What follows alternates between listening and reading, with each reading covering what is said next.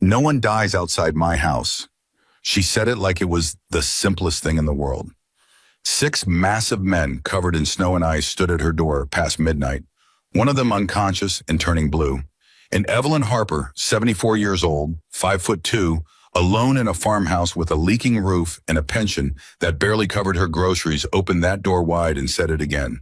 Now get him inside before we lose him. If you're new here, subscribe to our channel and drop a comment telling me what city you're watching from. I want to see exactly how far this story travels. The wind had been building since mid-afternoon, and by 10 o'clock that Tuesday night in November, Silver Creek, Montana had disappeared entirely beneath it. Not slowed down, not inconvenienced. Disappeared. The kind of storm that didn't announce itself politely. It arrived the way catastrophe always does, faster than anyone expected, and worse than the forecast promised. The highway patrol had closed Route 12 at 7. By 8, the county roads were gone under 2 feet of new snow, with more falling at a rate that made the plows useless. By 9, the power went out across most of the valley, and Silver Creek's 943 residents did what mountain people do when the world shuts down around them. They pulled their families close, stacked wood by the fireplace, and thank God they were already home. Evelyn Harper was not afraid of the dark. She had lived in that farmhouse for 41 years, and she had weathered storms that would have broken people half her age. She knew exactly where every candle was kept, exactly how much firewood she had stacked on the back porch, exactly how long it would take the old cast iron wood stove in the kitchen to heat the downstairs rooms to something close to comfortable. She moved through the powerless house with the practiced calm of a woman who had stopped needing electricity to feel safe a long time ago. What she needed was her husband. But Robert Harper had been gone 11 years, and Evelyn had learned slowly, painfully, and completely how to need him without being undone by it. She kept his wool hunting blankets folded in the cedar chest at the foot of the bed. She kept his photograph on the mantel above the fireplace. She kept the habit he'd given her of checking on the neighbors before she checked on herself, even when checking on the neighbors meant driving 4 miles in the dark to leave a bag of groceries on someone's porch and driving back before they could thank her. Tonight, there was no driving anywhere. Tonight, she lit 3 candles in the kitchen, put a pot of the last of her homemade vegetable stew on the wood stove to heat, and sat down at the kitchen table with her husband's old Bible and the specific kind of quiet that belongs only to people who have learned to be alone with themselves without running from it. She was on the 3rd chapter of Job when the first sound reached her. She stopped her reading. It wasn't the wind. She knew every register of that wind, the low moan around the eaves, the sharp crack of frozen branches, the whistle that came through the gap in the mudroom door that Robert had always meant to seal and never got to. This was something else. A vibration more than a sound, low and mechanical, cutting underneath the storm. Engines. She set the Bible down carefully and went to the front window. Through the heavy curtain of falling snow, she could see the faint pulse of headlights. Not one pair, but multiple, moving slowly along what used to be the road in front of her property. Moving and then stopping. Moving again and then stopping for longer. She watched for a moment, not frightened, just paying attention the way Robert had taught her to pay attention to everything the land tried to tell you. Then the headlights went out, and 30 seconds later, someone knocked on her door with a fist that shook the frame.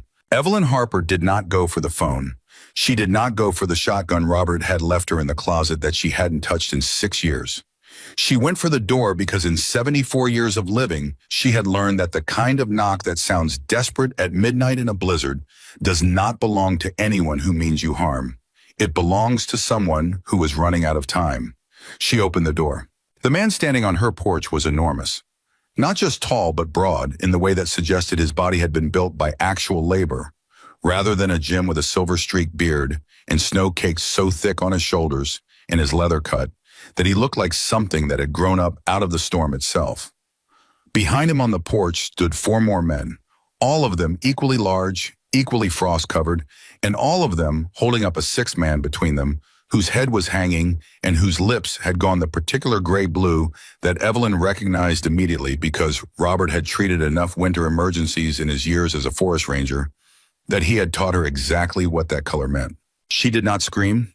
She did not slam the door. She looked at the unconscious man's face for exactly 2 seconds, and then she looked at the big man in front of her, and she said it. No one dies outside my house. The big man, she would learn his name later, would learn all their names later, but in that first moment, he was just a man with ice in his beard, and desperation in his eyes stared at her for a beat, like he was waiting for the part where she changed her mind. She stepped back from the doorway and opened it wider. Now get him inside before we lose him. They moved fast, all five of them, with the coordinated efficiency of men who had handled emergencies together before. They carried the sixth man through the door and into the narrow front hallway, and Evelyn pointed without hesitation toward the living room where the fireplace was already burning, and said, "Floor, right in front of the fire. Keep him elevated on this side." She pulled a chair cushion off the armchair without waiting for anyone to help, and slid it under the unconscious man's legs herself. The big man with the beard followed her lead without question.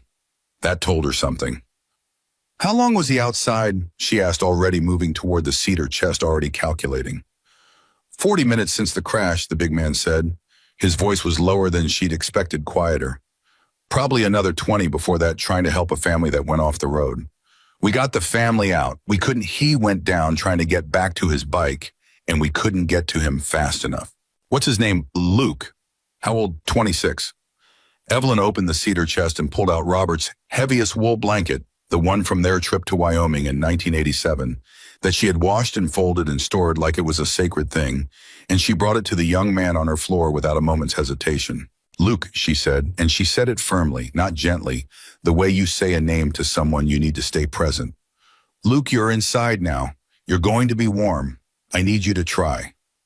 He didn't respond. His breathing was shallow and his skin was cold to the touch in a way that went deeper than surface cold. "We need to call for medical help," the big man said. "Phone's been out since 9, Evelyn said. "Roads are completely closed. We're what he's got right now." She looked up at the big man directly for the first time and held his gaze. "Tell me your name." He paused for half a second, not with suspicion, she realized later, but with the particular hesitation of someone who wasn't used to being asked that question by someone who wasn't afraid of him. "Hunter," he said, "grizzly on the road, but Hunter." "Hunter," she repeated. "My name is Evelyn Harper. I'm going to need your help tonight. Can you do that?" He looked at her. He looked at her the way people rarely look at elderly women, because they have already decided elderly women are the backdrop to other people's stories, and something shifted in his face that she couldn't quite name but recognized as the moment a person decides to trust. "Yes, ma'am," he said. "Whatever you need."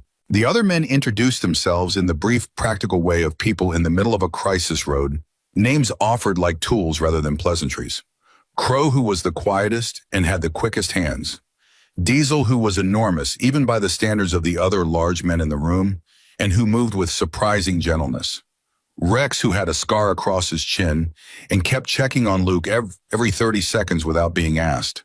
Bo, who was the youngest of the 5 conscious men, and who kept looking at Evelyn with an expression she recognized, the look of someone trying to figure out whether what he was seeing was actually real. "Where are your bikes?" Evelyn asked while she gathered what she needed from the kitchen. "End of your drive," Hunter said. "We couldn't push them further in the snow.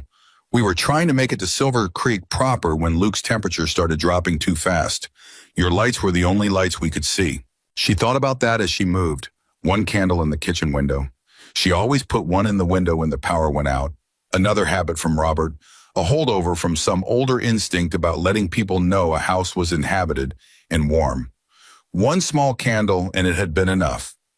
"There's a barn behind the house," she said, "old but solid, better than leaving them in this." Hunter looked at Crow and nodded, and Crow and Bo headed back out into the storm without being asked twice to move the bikes. "You don't have to do that," Hunter said to her, watching her layer blankets over Luke with methodical precision. "I know I don't," she said. She didn't elaborate. She didn't need to. What she did instead was work. Evelyn Harper had grown up the daughter of a practical woman in a practical house in a part of Montana where practical was not a personality trait but a survival skill. And she had spent 41 years married to a man whose job was literally to keep people alive in conditions that wanted to kill them. She knew how to treat hypothermia. She knew it from Robert's ranger manuals that she'd read alongside him over decades of dinners from the Red Cross course she'd taken 3 times since his death, because she felt safer knowing things from the specific and unglamorous reality of having warmed her husband's hands herself on 3 separate occasions when his shift had run long in January and his circulation had suffered for it. She knew what Luke needed: slow, controlled rewarming, dry clothes, Core heat first, not extremities. Warm liquids when he was conscious enough to swallow safely. Monitoring presence. She sent Diesel to the kitchen for the pot of stew on the wood stove, not because Luke could eat yet, but because the steam and the warmth of the pot would help raise the temperature of the room by a few degrees, and because Diesel needed something to do with his hands, or he was going to pace a hole in her floor. She sent Rex to the back porch for more firewood, 2 armloads, telling him exactly where the stack was and how to navigate the icy steps, and he went without question. She took Hunter with her upstairs to the linen closet because she needed more dry blankets, and she wanted to ask him something without an audience. "How long have you been riding in this storm?" she asked him on the landing, opening the closet. "Since about 4 this afternoon," he said. "We were supposed to be in Billings by tonight. Storm came up faster than forecast." "Where were you coming from?" A pause. "Colorado, annual ride. 7 of us started out. Luke was the last one down." She pulled blankets from the shelf and handed them to him without looking. "Were the others hurt?" "Cold, tired, nothing that won't pass." He shifted the blankets in his arms. "Mrs. Harper, you know who we are, right? You see the patch." It was not quite a question. She closed the linen closet door and looked at him in the candlelight. This large man with his snow-dampened beard and his leather cut with the death head emblem that she absolutely recognized because she had lived in Montana for over 4 decades, and she was 74, not naive. "I see it," she said, "and you let us in anyway." "I let you in because your friend was dying," she said, "and because it was the right thing to do." She picked up her candle from the top of the linen cabinet. "I'm going to tell you something my husband told me once, Hunter. He said the most dangerous assumption a person can make is deciding they already know who someone is before they have had to rely on them." She started back toward the stairs. "Come on, Luke needs those blankets." Hunter stood still on the landing for just a moment. Then he followed her. Luke began showing signs of returning consciousness around 1 in the morning. It was Rex who noticed first a slight increase in Luke's responsiveness when his name was called, the beginnings of shivering, which was actually a good sign the body's engines starting to fight back. Evelyn confirmed what she was seeing and allowed herself a quiet private exhale that she didn't let anyone else observe. "He's going to be okay," she said.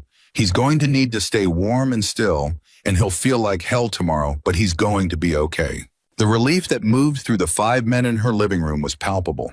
It moved through the room like a physical thing, like a change in air pressure. Rex leaned his head back against the wall with his eyes closed. Crow put his hand briefly on Luke's shoulder. Diesel made a sound that was not quite a word.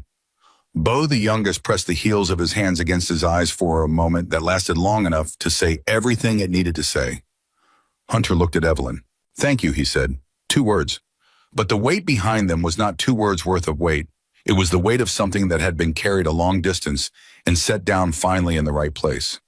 "Don't thank me yet," Evelyn said. "We still have a long night ahead of us." She wasn't wrong. The storm, rather than settling toward morning the way November storms in that part of Montana often did, decided instead to intensify somewhere around 2 a.m. The wind picked up to a register she could feel in her back teeth, and the temperature outside dropped another 8 degrees, according to the thermometer Robert had mounted to the kitchen window frame in 1991. And the old farmhouse did what it always did. In extremity, it groaned and shifted and complained, and in 3 places it leaked. The first leak was over the kitchen door frame, which had been slowly separating from the wall for 2 years, and which Evelyn had been managing with a towel and a prayer. The second was in the corner of the dining room where she'd already had a bucket permanently stationed. The third was new, or rather newly bad, a seam along the far bedroom ceiling that had been a damp spot last winter and had apparently graduated overnight to an actual drip. She found it when she went upstairs to get an extra candle. She stood in the doorway of the bedroom for a moment, looking at the steady drip falling onto the wooden floor, and she did the mental calculation she had been doing for 2 years. The calculation that ended with the number her pension produced versus the number a roof repair cost, and she felt the familiar hollow thud of that particular arithmetic. She got a pot from the back of the kitchen cabinet and put it under the drip. She did not say anything about it when she went back downstairs. But Hunter noticed the pot when he came upstairs to help her carry down the extra candles. He stood in the doorway of the bedroom and looked at the steady drip into the pot, and then looked at her, and she saw the question forming on his face. "Old house," she said simply. "When did it start leaking?" Oh, that one's new tonight. The kitchen door and the dining room have been going for a while. He looked at the pot. He looked at her. How long is a while? A while, she said, and picked up her candles and headed back to the stairs. She didn't want his pity. She didn't want anyone's pity.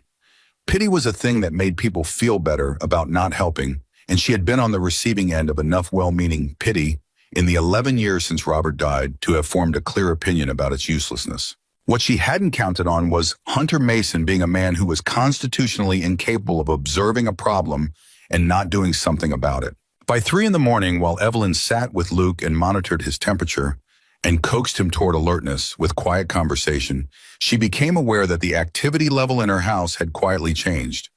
The men had been respectful of her space all evening, careful with where they sat, careful with what they touched, the kind of careful that spoke of men who knew they were guests and were determined to behave like it. But sometime around 3, the careful shifted into something else. She heard Crow and Bo in the kitchen, and then the sound of what she recognized as the cabinet under the sink being opened, and then voices too low to make out words. She heard Diesel go out the back door and come back in twice in quick succession, and then the sound of something being moved in the mudroom. She looked at Hunter, who was sitting across from her near Luke's feet. "What are they doing?" she asked. Hunter leaned forward and put his elbows on his knees and looked at her, with the particular expression of a man who has made a unilateral decision and is not entirely sure how it will be received. "Crow used to do construction," he said. "Before." "Before what?" "Before he was Crow." A slight smile, the first one she'd seen from him. "He thinks he can get something over that kitchen door frame tonight with what's in your mudroom. You've got rubber weather seal tape and a staple gun and some scrap lumber." Evelyn stared at him. "He found all that in my mudroom." "He went looking," Hunter said. "I hope that's all right. He should have asked. I should have asked." She thought about telling him that it wasn't necessary, that she was fine, that she didn't need strangers rummaging through her mudroom in the middle of the night. She thought about all the ways that sentence could be true and was forming it into something she could say with dignity when Luke's hand moved. Not much, just his fingers tightening slightly against the blanket. She reached over and covered his hand with hers. "Luke," she said. His eyes didn't open, but his fingers tightened again just slightly. Response to sound, response to presence. She felt something unclench in her chest that had been clenched since the moment they'd laid him on her floor. "Tell Crow to be careful with my staple gun," she said. "The trigger sticks." Hunter's expression shifted into something that took her a moment to identify as gratitude, not for the staple gun instruction, but for what it meant. For her letting them do what they needed to do. For understanding that men like the men in her house sometimes showed what they felt with their hands instead of their mouths. "Yes, ma'am," he said. She stayed with Luke.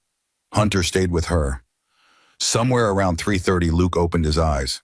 They were unfocused at first, the swimming, uncertain gaze of someone who has been very far away and is finding their way back, but they cleared within a minute into something that was actually seeing the room, seeing the fire, seeing Evelyn's face above him. "There you are," she said. He tried to say something. His voice came out as a thread. "Don't try too hard," she said. "You've had a rough night. You're safe now. You're inside and warm, and your friends are here." He blinked. He looked around the room as much as he could without moving his head, taking in the fireplace and the candles and the old furniture and the 6'2" man with the gray-streaked beard sitting across from him. "Grizzly," he said. The word barely made it out, but it made it. "Right here," Hunter said. "Take it easy." Luke's eyes came back to Evelyn. He studied her face for a moment with the earnest, unguarded attention of someone who hasn't yet remembered to be strategic about showing what they feel. His voice was still barely there. "You let us in. You needed to come in," she said. He seemed to be working at something. "You know who we are." "I know who you are right now," she said. "You're 6 men caught in a storm. That's enough for tonight." Luke looked at her for a long moment. Then something in his face settled, not relaxed exactly, but resolved the look of someone who has decided to believe something. "Thank you," he said. It was the second time those 2 words had been said to her in the last few hours, and they didn't get lighter with repetition. They got heavier, not in a bad way, in the way that real things are heavy. "Get some rest," she said. "We'll talk in the morning." She stood up carefully, Her knees informed her of their opinion about 3:30 a.m. and kneeling on hardwood floors and went to the kitchen to check on the stew and see what Crow was doing to her doorframe. What Crow was doing to her doorframe was it turned out considerably better than anything Evelyn could have done herself. He had pulled the failing seal, entirely shimmed the frame with 2 pieces of scrap wood from the pile she kept in the mudroom for kindling, and was running weather tape along the seam with the focused attention of a man who genuinely loved fixing things. He looked up when she came in. She looked at the door frame. She looked at him. "You know what you're doing," she said. 15 years in construction, he said. He had a quiet way of speaking, each word placed precisely. "Before some other things. Before you were Crow." The corner of his mouth moved. "Before I was Crow." Evelyn pulled a chair to the kitchen table and sat down. She was tired in the specific bone-deep way of someone who has been running on adrenaline for hours and has just felt it start to recede. "What were you before?" she asked, not intrusively, the way she would have asked anyone sitting in her kitchen at 3:30 in the morning with a staple gun. Crow was quiet for a moment, pressing tape along the seam. "A husband," he said. "A father." A pause. "Then not those things anymore." Evelyn nodded. She understood that sentence completely. She understood every word of it. "And now you're Crow," she said. "And now I'm Crow." He looked at the door frame and ran his thumb along the edge of the tape to seal it. "Better than not being anything." "Yes," she said, "it is." They sat in the particular, comfortable silence of 2 people who have accidentally told each other something true and are at peace with having done so. Diesel appeared in the doorway, ducking slightly out of reflex for the frame, even though he didn't quite need to. "Mrs. Harper," he said, "your dining room bucket's getting full. Where do you want me to empty it?" She looked at him, this enormous man asking permission to empty her leaking roof bucket. "Back door down the porch steps left," she said, "and there's another bucket in the mudroom if you need it." He nodded seriously like she'd given him an important assignment and disappeared. Rex came in next, rubbing his hands together, smelling of cold air and pine from the firewood. "Got another 4 loads stacked in the mudroom," he said. "You've got plenty for tonight and maybe tomorrow morning too." He looked around the kitchen. "Is there anything else?" "Sit down," Evelyn said. "You've been up all night. Sit down." He sat down.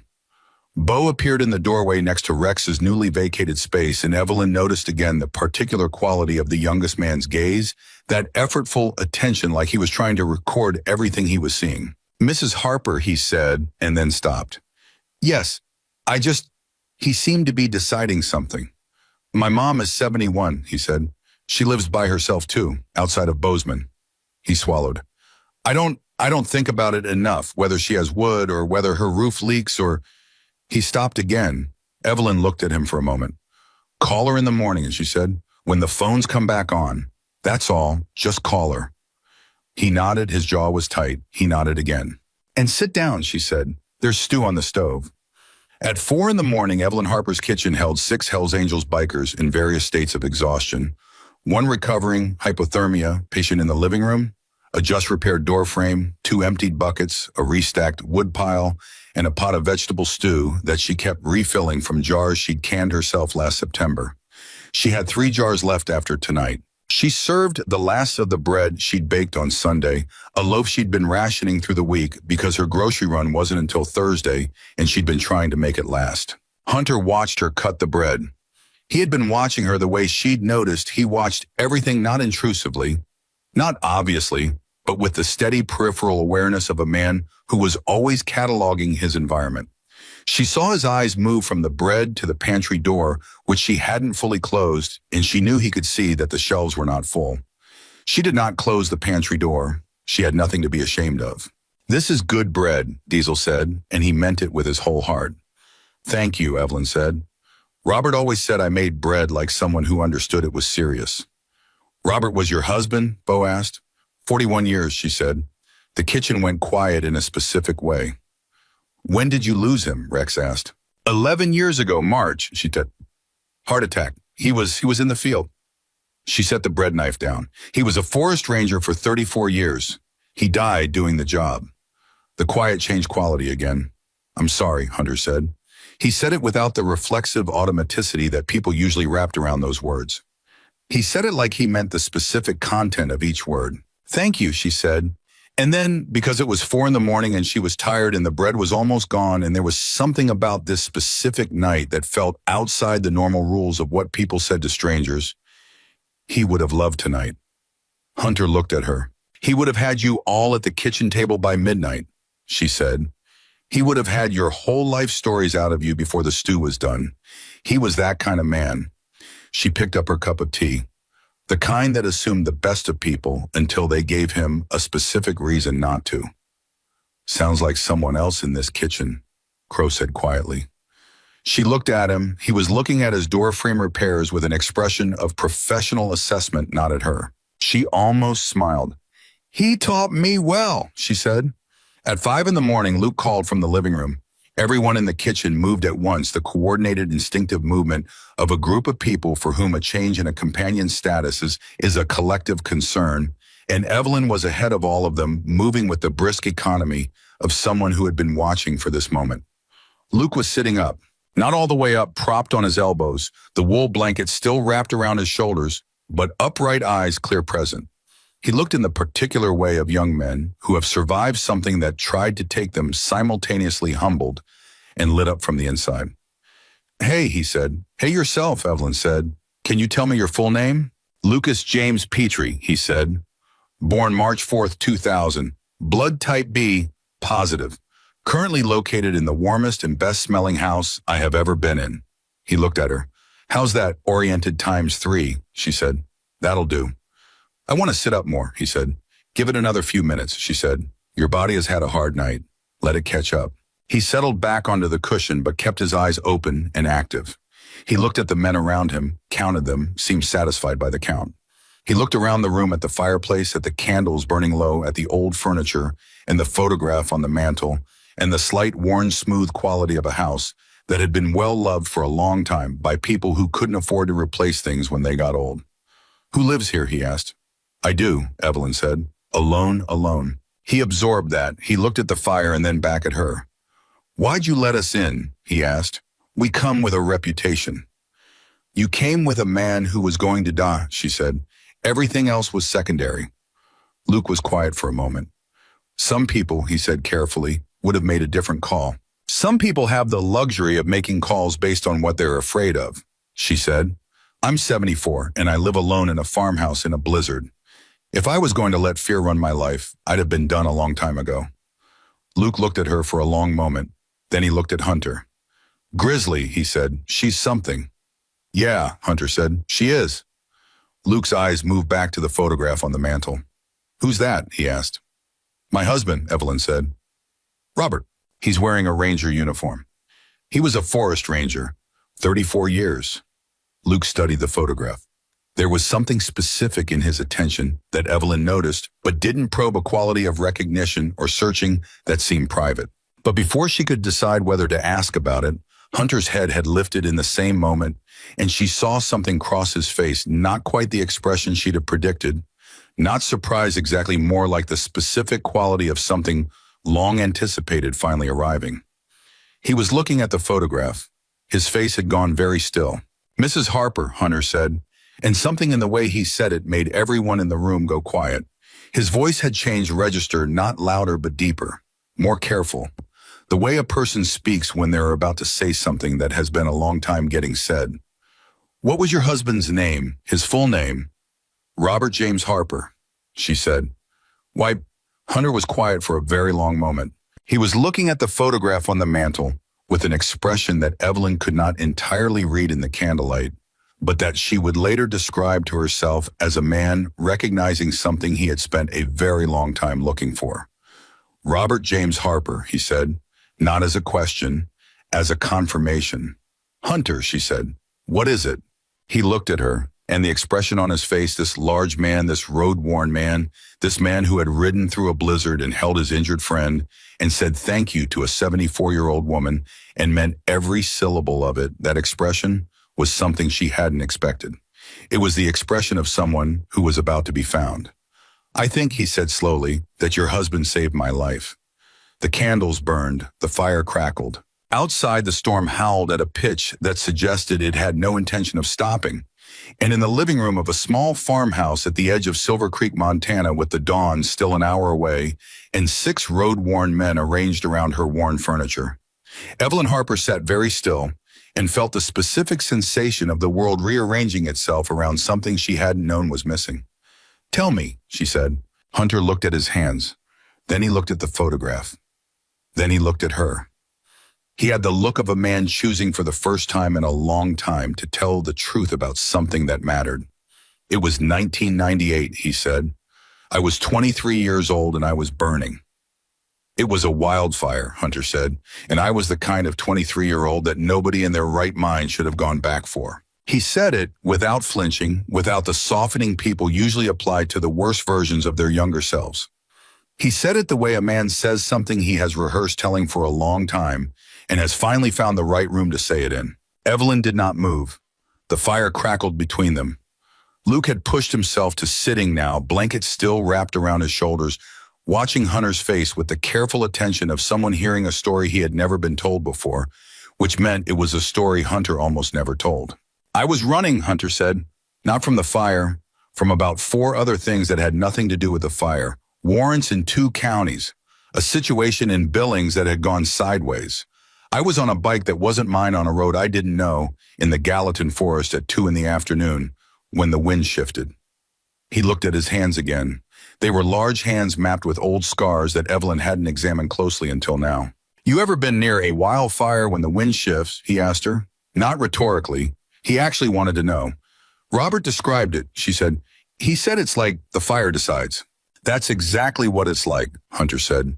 "One minute there's smoke on the ridge far enough away and that a stupid 23-year-old can convince himself he's fine. Then the wind moves, and the fire doesn't approach. It arrives. It's just there on both sides of the road, and the road itself is gone in the smoke. And Anna..." He stopped, pressed his thumb against the scar on the back of his right hand. "My bike went down. I don't even know how. The smoke or the panic or both.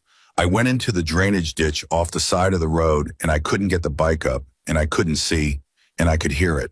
"The fire," Evelyn said. "The fire," he said. "It sounds like nothing you've heard before, like the air itself is being consumed." He was quiet for a moment. "I thought I was done. I was done. I was lying in a drainage ditch with a bike on my leg in the middle of a wildfire with warrants in 2 counties. And I genuinely thought, this is exactly what you deserve, Hunter. This is the precise and appropriate end of your story." Rex shifted in the corner. Crow was very still. Bo was looking at the floor. These were men who knew this part of Hunter's story, Evelyn realized. Not all of it, but enough of the shape of it to know what it had cost him to arrive at who he was now, from who he had been then. "And then," Hunter said, "somebody grabbed my arm." Evelyn's breath moved differently in her chest. "Not carefully," Hunter said. "Then, finally, this guy grabbed my arm like he was angry at me for being in that ditch, which honestly was the correct emotional response to the situation. He hauled me up and he got under my shoulder and he said..." Hunter stopped. He looked at the photograph on the mantel. He said, "I don't care what you've done or where you're going, you are not dying in my forest today. Now move your feet." The kitchen had gone completely silent. Even the wind outside seemed to pause. Evelyn felt it go through her like a current, those words in her husband's voice, in the particular register Robert used when he had made a decision, and the decision was final, and the discussion was over. She had heard those words, or words shaped exactly like them, more times than she could count. Directed at her when she was sick and refused to rest. Directed at their daughter when she was 17 and testing limits. Directed at strangers in trouble on trails and roads across 3 decades of Forest Service. "I don't care what you've done or where you're going, you are not dying in my forest today." "That was Robert," she said. Her voice came out steadier than she expected. "He got me out," Hunter said. "Half a mile through smoke, so thick I couldn't see my own hand. He knew the road not because he could see it, but because he'd walked it enough times that it was in his body. He talked the whole way. Didn't stop talking. I think it was partly to keep me moving and partly to keep himself oriented, but it worked. He got us both to the fire road where his truck was, and he pushed me into the passenger seat, and he drove us out." Hunter's voice was even and low and precise. He had burns on his forearms. I didn't notice until we were out. He'd taken burns going back in for me, and he didn't say a word about it. Evelyn closed her eyes for 1 second, just one. She knew about those burns. She had treated those burns. Robert had come home that evening, 3 hours late, and she had been standing at the kitchen window watching the smoke on the ridge. And when she'd heard the truck, she'd gone out to meet him, and she'd seen his arms, and she'd said, "Robert James Harper," and he'd said, "I'm fine. Evie, it's fine." And she'd said, "Get in the kitchen right now," and they'd sat at that table, that same table she was sitting at now, while she cleaned and wrapped the burns, and she'd asked him what happened. And he'd said there was a kid in a ditch, and she'd said, "Of course there was," and he'd said, "Don't start, Evie," and she'd said, "I'm not starting anything. I'm finishing your arm now, hold still." She had never known the kid's name. Robert hadn't offered it, and she hadn't asked because that wasn't how Robert operated. People in trouble were people in trouble. They didn't need names to deserve help. "He didn't ask me anything," Hunter said. "Not my name, not what I was doing out there. Not about the warrants, which I found out later. The fire lookout station had already called in when they saw me on that road. He knew. He had to have known." Hunter looked up at her. "He didn't ask. He just got me out. And then he sat with me in the parking lot of the ranger station for 20 minutes while I stopped shaking. And then he said," Hunter paused. "Go ahead," Evelyn said softly. "He said, 'Young man, you have used up considerable luck today. I'd suggest not wasting what's left of it.'"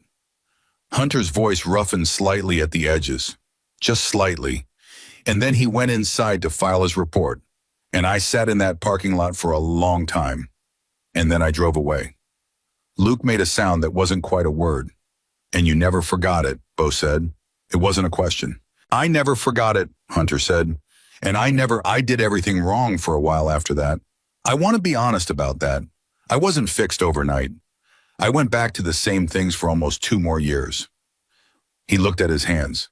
But that voice stayed with me. That exact sentence. Every time I was about to do something I knew was going to cost me the rest of my life, I heard it. "You have used up considerable luck today. I'd suggest not wasting what's left of it." He shook his head slowly. "It took me 2 years, and then it took me another 3 to make something of myself that didn't embarrass that man's decision to go back in for me." The room held everything he'd said. Evelyn was aware of her own heartbeat. She was aware of the photograph on the mantel and the way the firelight moved across Robert's face in it, and the fact that the universe in its occasionally staggering perversity had delivered this information to her in a farmhouse in a blizzard at 5 in the morning with 6 bikers and a pot of stew and 3 candles burning low. She thought Robert would have found this absolutely perfect. "How long have you been looking for me?" she asked. Hunter looked up. "Since I heard he died, about 9 years. Lost the lead twice, once when the ranger station records from that district were moved in a database transfer and the report got mislabeled. Once when I found a Robert Harper in Missoula who was not your husband." He paused. "I should have hired someone professional to find you earlier. I kept thinking I'd find you on the next ride. Kept thinking I'd find you on my own because it felt like it needed to be that way. And instead," Luke said quietly, "a blizzard found her for you." Hunter looked at Luke. Something moved between them, the easy, wordless communication of men who have ridden long roads together. "Yeah," Hunter said. "Instead, the blizzard did it." Evelyn sat with that for a moment. Then she stood up carefully, her knees voicing the same opinion they'd had all night, and crossed to the mantel and picked up Robert's photograph and brought it back to where Hunter was sitting and held it out to him. He took it with both hands. He looked at it for a long time. "That's him," he said, quietly, completely. "That's him," she said. Hunter held the photograph and did not try to manage what was on his face, and Evelyn respected him enormously for that. It would have been easy to be stoic about it. He chose not to be. After a long moment, he carefully handed the photograph back to her. "I brought something," he said. He reached inside his, cut the inner breast pocket, and withdrew a small envelope slightly bent at one corner from months of being carried, and held it out to her. She took it. Inside was a letter, handwritten 2 pages dated 14 months earlier. She read the first paragraph and then looked up at him. "You've been carrying this for over a year," she said. "I wrote it 3 years ago," he said. "That's the 4th draft. I kept finding things wrong with the other ones." She looked back down at the letter. She would read it completely later privately, the way something that personal deserved to be read. But in the first paragraph, he had written, Mrs. Harper, your husband saved my life in August of 1998, and I have spent every year since then trying to become someone worthy of that. I don't know if I've succeeded, but I haven't stopped trying. She folded the letter carefully and held it in both hands. He would have been so glad, she said. He always wondered about the people he helped. He never knew how they came out. Her voice was steady. She had decided it was going to be steady. He used to say that was the hardest part of the job.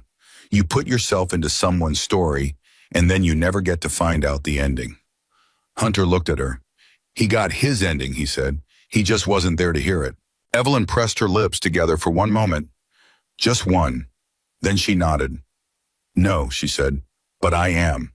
The storm reached what felt like its peak somewhere in that exchange, the walls of the farmhouse shuddering under a gust that rattled every window simultaneously, and then as if the story itself had needed to reach that moment before it could begin. Its turn, the wind began almost imperceptibly to ease. Not stop, not yet, but the quality of it changed. Bo noticed first. He had been sitting near the window, and he turned his head slightly at the change in pressure and said, Is that, don't say it? Rex said immediately, I'm just saying, don't jinx it. But it was. Gradually, in the particular incremental way of mountain storms that burn themselves out by sheer exhaustion, the wind was pulling back. The snow was still falling, but the ferocity was leaving it. Luke pushed himself to a fuller seated position, and this time nobody told him to lie back down, because his color was good and his eyes were clear, and he was moving with something approaching his own coordination. How are you feeling? Evelyn asked him. Like I met a road and the road won, he said, but alive. That's the correct answer, she said. Hungry. His face answered that before his voice did. She heated the second to last jar of stew on the stove and brought him a bowl, and he ate it with the specific gratitude of a tawny that has burned through everything it had, keeping itself alive and is now desperately restocking. He didn't speak while he ate, just focused entirely on the food with an attention that was almost devotional. Hunter watched him eat, and some of the tension that had been in his shoulders all night quietly left. You scare me like that again, Hunter said to Luke conversationally. I'm leaving you in Colorado next year. No, you won't, Luke said without looking up from his bowl. No, Hunter agreed. I won't. Crow had moved from the kitchen to the dining room and was examining the corner leak with a flashlight he'd found somewhere, running his fingers along the ceiling line with the focused expression of a man diagnosing a problem. He came back to the kitchen doorway. Mrs. Harper, he said, in that corner, it's not structural damage. It's a failed flashing seal around the chimney. Couple hours of work, in good weather it's fixed. Materials cost is maybe $40. She looked at him. I'm not telling you to be a burden, he said carefully. I'm telling you because it's an easy fix and it shouldn't be leaking. My husband used to say the same thing, she said. Did he fix it? He kept meaning to. Crow nodded one slow, understanding nod. The things we keep meaning to, he said. Yes, she said, those things. She said it without bitterness. It was just true, the particular truth of people who love someone who worked themselves to the edge and still always had one more task on the list that the years ran out before reaching. Diesel had been quiet for the last hour, which Evelyn had noticed, because Diesel's quiet was a different quality than the others' quiet. The others went quiet when they were thinking. Diesel went quiet when he was feeling something he wasn't sure what to do with. She'd identified that about him sometime around 3 a.m. and had been leaving him the space to process it. Now he spoke. Mrs. Harper, he said, can I ask you something personal? Go ahead. You said you'd deliver food to your neighbors every week. She looked at him steadily. Yes. You've got 3 jars of stew left, he said. You gave us the bread you were rationing. Your pantry, he stopped. You looked in my pantry, she said, his jaw tightened. I was looking for something to offer you for tonight. I'm sorry I shouldn't have. It's all right, she said. What's your question? Diesel looked at her with the particular discomfort of a large man confronting a small woman's dignity and not wanting to damage it. How do you deliver food to other people, he said, when you don't have enough yourself? The kitchen was very quiet. Evelyn looked at Diesel for a moment. Because they need it more, she said simply. How do you know that? Because I check, she said. I know my neighbors. I know who's struggling more than I am. That's not a complicated calculation. But you, Diesel. She said his name with enough gentleness and enough finality that it closed the sentence he'd been about to finish. I have a roof, I have a wood stove, I have a fireplace and enough wood to last the winter. I have a pension. It's small, but it's there. She folded her hands on the table. I have lived a full life with a man I loved for 41 years. I have a daughter in Missoula who calls me every Sunday without fail. I have a neighbor down the road named Clara who brings me pie every Thanksgiving. She met Diesel's eyes.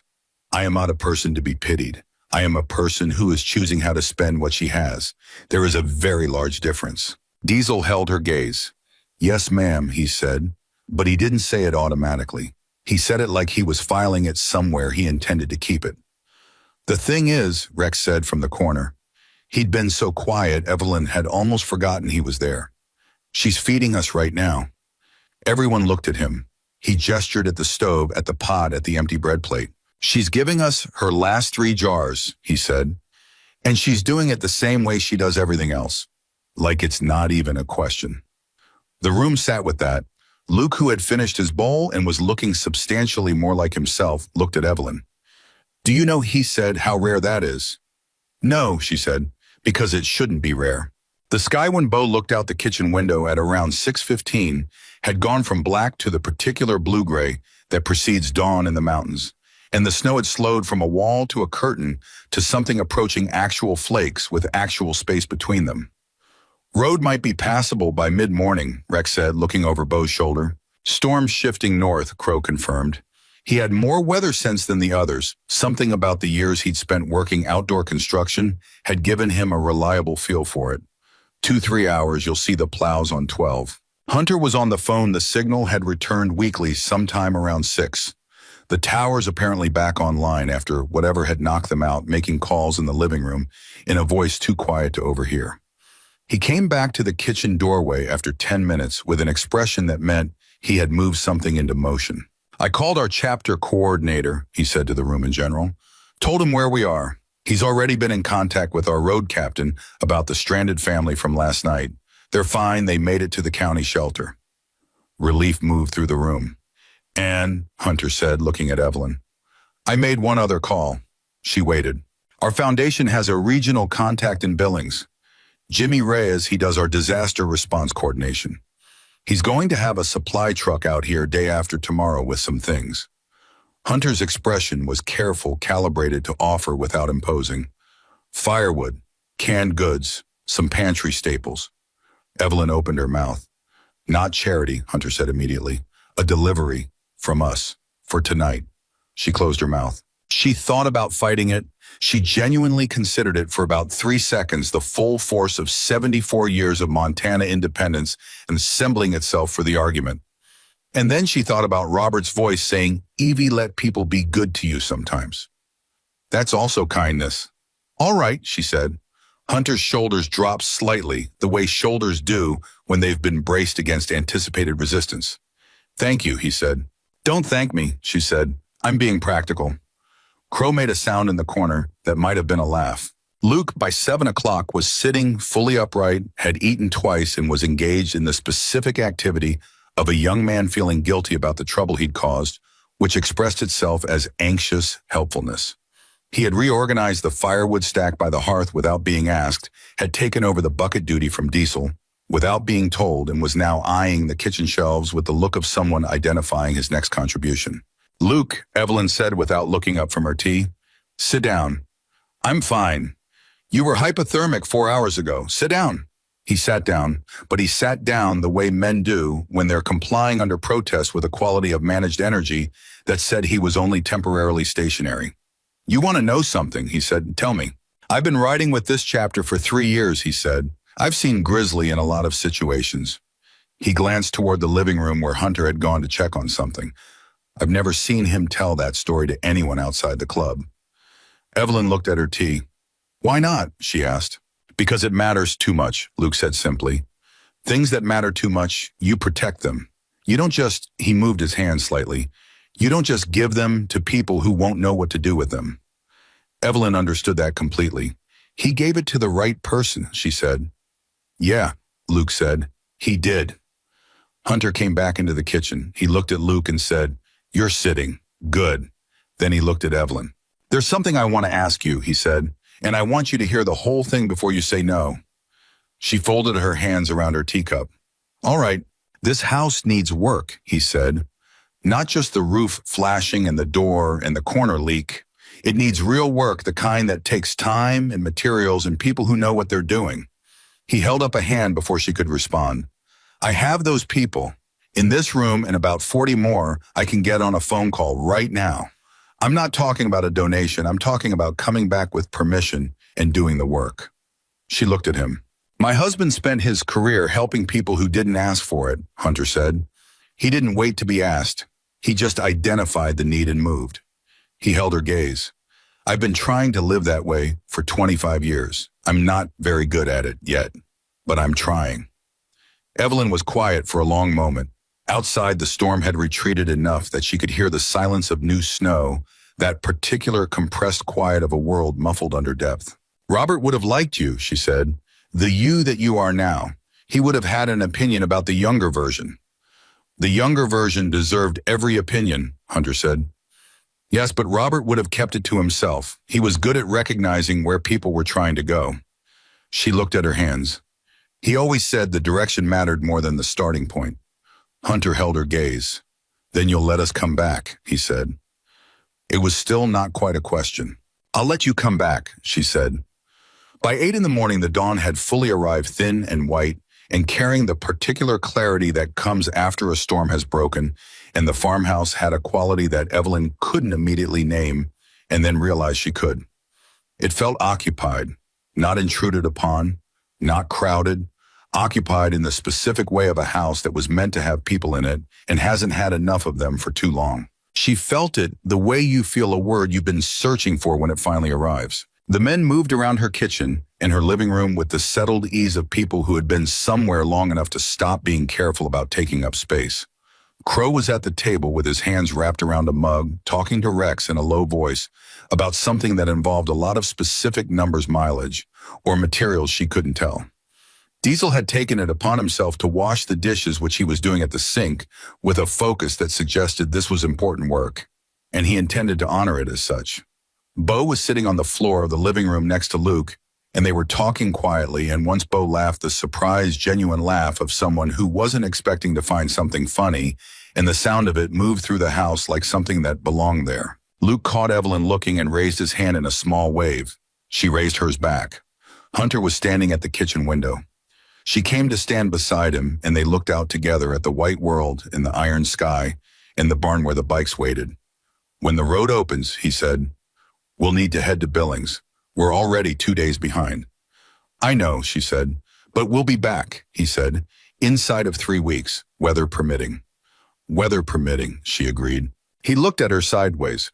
"You're not going to tell me it's unnecessary." "No," she said, "because it isn't unnecessary. And I'm not going to insult your intelligence by pretending otherwise." He looked back out the window. "Mrs. Harper," he said. "Evelyn," she said. A pause. "Evelyn," he said, and something in the way he said it with the same weight with which he'd said her husband's name the night before, with the full intention of a man who does not use words carelessly, told her that he was going to honor that invitation for the rest of his life. How did he make it look so easy, the way he just took people in? No hesitation, no calculation. She thought about that. He wasn't built any differently than anyone else, she said. He had fear. He had bad days. He had years when the job wore him down to the bone. She turned her mug in her hands. But he made a decision early on, I don't know exactly when. Maybe before I knew him, that he was going to live on the side of yes. When the question was whether to help, the answer was going to be yes, and he was going to figure out the rest afterward. Hunter listened to that. "Living on the side of yes," he said. "It costs something," she said. "He'd be the first to tell you that. It costs sleep and worry and resources, and sometimes it costs burns on your forearms. But he always said the alternative cost more." She looked at the window. "He said the things you don't do follow you longer than the things you do." Hunter was quiet for a moment. "He's been following me for 25 years, he said. "Not following you," she said, pointing. He looked at her. She looked back at him with the particular calm of a woman who has had 11 years to think about what her husband meant and has arrived through grief and solitude and small daily acts of generosity at something that might be called understanding. He wasn't haunting you, Hunter, she said.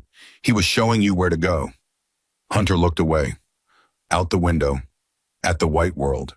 He was quiet for long enough that Evelyn thought the conversation had found its ending. Then he said, "We're coming back with materials to fix this house." "I know," she said, "and I want to talk to you about something else, something bigger, but not today. Today you need sleep and we need road." She looked at him. "Something bigger." "Something that's going to take some explaining," he said, "and some paperwork, and probably some arguing, because I get the impression you're not easy to argue with." "You get the correct impression," she said. "Good," he said. "Neither am I." They stood at the window together while Crow and Rex pulled on their gear in the hallway, while Diesel finished the last of the dishes and dried his hands on a kitchen towel with the exactness of a man who had been taught that you leave a place the way you found it, and preferably better, while Bo helped Luke to his feet and checked his steadiness with the practical care of someone who has learned that you watch out for your people because nobody else is guaranteed to. Hunter turned from the window. "Let's get moving," he said to the room. The room moved. Evelyn walked them to the door, all six of them in the full morning light that was now pressing thin and white through the front windows. They geared up with the practiced efficiency of men who had done it 1,000 times, and they went out onto the porch, and the cold came in, and she stood in the doorway with her arms crossed and her chin up watching. Crow stopped on the porch step and turned back. "The flashing," he said. "I'll bring the materials when we come back. It's a 2-hour job. Your chimney will be tight by spring." "Thank you, Crow," she said. He nodded the single precise nod of a man filing a commitment in the category of things he will not fail to keep and went down the steps. Rex stopped. "Mrs. Harper," he said, "my mother." He stopped. "She passed 6 years ago. She was a lot like you." He said it simply and completely without decoration. "I just thought you should know." Evelyn looked at him. "What was her name?" she asked. "Patricia," he said. "Patricia raised a good man," she said. Rex held her gaze for one moment. Then he went down the steps. Bo stopped just before Hunter. He looked at her for a long moment with the expression she'd been watching all night. That working to understand expression, that effortful attention. "I called my mom," he said, "just now, from the porch. She picked up on the first ring." "Good," Evelyn said. "She wants to know how you take your coffee," he said. "She says anyone who does what you did tonight deserves a thank you, and she wants to send one." Evelyn blinked. "Black," she said, "with a little sugar if it's strong." Bo smiled, the full, uncomplicated smile of a young man whose heart is actually in good working order, and went down the steps. Hunter stopped in front of her. He looked at her for a moment, and she looked at him, and 25 years of a dead man's kindness stood between them and was somehow not a weight, but a bridge. "Evelyn," he said. "Hunter," she said. "We'll be back in 3 weeks." "I'll put coffee on," she said. He went down the steps. She watched them go, all 6 of them moving through the white morning toward the barn, toward their bikes, toward the road that the plows were probably already working toward passable. She watched until they disappeared around the side of the barn, and she stood in the doorway for another moment after that, holding the cold and the quiet, and the particular sensation of a night that had rearranged something fundamental. Then she went inside. She closed the door. She picked up Robert's photograph from the mantel where she'd replaced it, and she looked at his face, and she said very quietly to the empty room, "He found me, Robert." She stood there with the photograph for a long moment. Then she heard the engine starting in the barn, one after another, the particular percussion of 6 motorcycles coming to life, and even through the walls in the distance, she could feel it, that low vital rumble, moving through the floor under her feet. She pressed her hand once against the photograph and set it carefully back on the mantel. She had dishes to do, wood to bring in, Clara down the road to call when the phones were fully back, a Sunday to get to, which was when her daughter called without fail. She had things to do, and in 3 weeks, 6 men were coming back to fix her roof. She went to the kitchen. She put the kettle on. And outside, 6 motorcycles turned onto what remained of the road and headed towards Silver Creek. And what none of them knew yet, not Hunter with his letter finally delivered, not Luke restored and upright, not Crow with his mental list of materials, not Rex or Diesel or Bo, was that the road they were riding toward was not the end of something. It was a beginning wearing a storm's face. And Silver Creek, when those engines reached its edge, was about to discover exactly who had spent the night in Evelyn Harper's farmhouse. And nothing in that small town would be exactly the same again. The 6 motorcycles rolled into Silver Creek at 9:47 in the morning, and the town heard them before it saw them. That was always how it worked with a group that size. The sound arrived first, a low collective rumble that moved through walls and windows, and the particular compressed silence of a town still digging out from under 18 inches of snow. People heard it in their kitchens over coffee. They heard it in the hardware store where Dale Peterson was already running a generator to keep the space heaters going. They heard it at the diner on Main, where Ruth Ann Kowalski had opened at 7, despite the power being on backup, and had a full house of people who had nowhere else to be and needed somewhere warm to be not alone. Heads turned, conversations stopped. The first person to actually see them was Tommy Griggs, 12 years old, who had been on his front porch with a snow shovel when the bikes came around the curve on Route 12, and who stood with the shovel hanging from both hands and his mouth open as 6 motorcycles, snow-crusted, road-worn, bearing the death head emblem on the cuts of every rider, came down Main Street at a pace that said they were not passing through. They were arriving. Tommy dropped the shovel and ran inside and said, "Mom, Mom, there are Hell's Angels in town." His mother, Dana Griggs, who worked dispatch for the county sheriff's department, was on the phone to Deputy Carl Whitmore inside of 45 seconds. Carl Whitmore was already in his truck. He had heard the engines too. The bikers didn't stop at the diner or the hardware store or the gas station, which was the establishment. Silver Creek's more anxious residents were already mentally identifying as the highest probability location for trouble. They turned left on Sycamore, which ran parallel to Main, and which most people in Silver Creek only knew as the road that went out toward the East Farmsteads. And they pulled into the parking lot of the volunteer fire department, the only lot in town big enough to hold 6 motorcycles with room to move, and they parked in a line and cut their engines. Carl Whitmore pulled up 30 seconds later. He was 41, had been deputy in Silver Creek for 11 years, and prided himself on being the kind of law enforcement that did not escalate situations unnecessarily. He also prided himself on knowing his town, and he knew that 6 Hells Angels in the volunteer fire department parking lot on a Wednesday morning through a blizzard was not a situation that had an obvious precedent in his experience. He got out of his truck slowly. Hunter Mason got off his bike slowly. They looked at each other across the distance of the parking lot with the mutual assessment of 2 men who are each trying to determine what kind of situation this actually is. Carl spoke first. "Morning," he said. "Morning," Hunter said.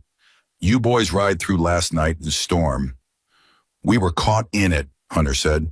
"We sheltered at a farmhouse about 4 miles east, Mrs. Evelyn Harper's property." Carl's expression shifted not towards suspicion, but towards something more complicated. He knew Evelyn Harper. Everyone in Silver Creek knew Evelyn Harper in the specific way that small towns know their anchoring figures, the people who have been there long enough and quietly done enough that their presence is load-bearing. "Evelyn's all right," he asked, and the question was genuine. "She's fine," Hunter said. "Yes, hon, better than fine. She took us in when one of my riders was in hypothermia, gave us everything she had." He paused. "She has a leaking roof and a heating system that's marginal at best, and I intend to address both of those things. But she's safe and she's well." Carl looked at him for a moment. Then he looked at the 5 other men still sitting on their bikes, and at the young one, Luke, who was holding himself with the slightly careful posture of someone whose body was still in negotiation with the previous night. "You coming through town or stopping?" Carl asked. "Stopping," Hunter said. "I need to make some calls. I need to buy some supplies.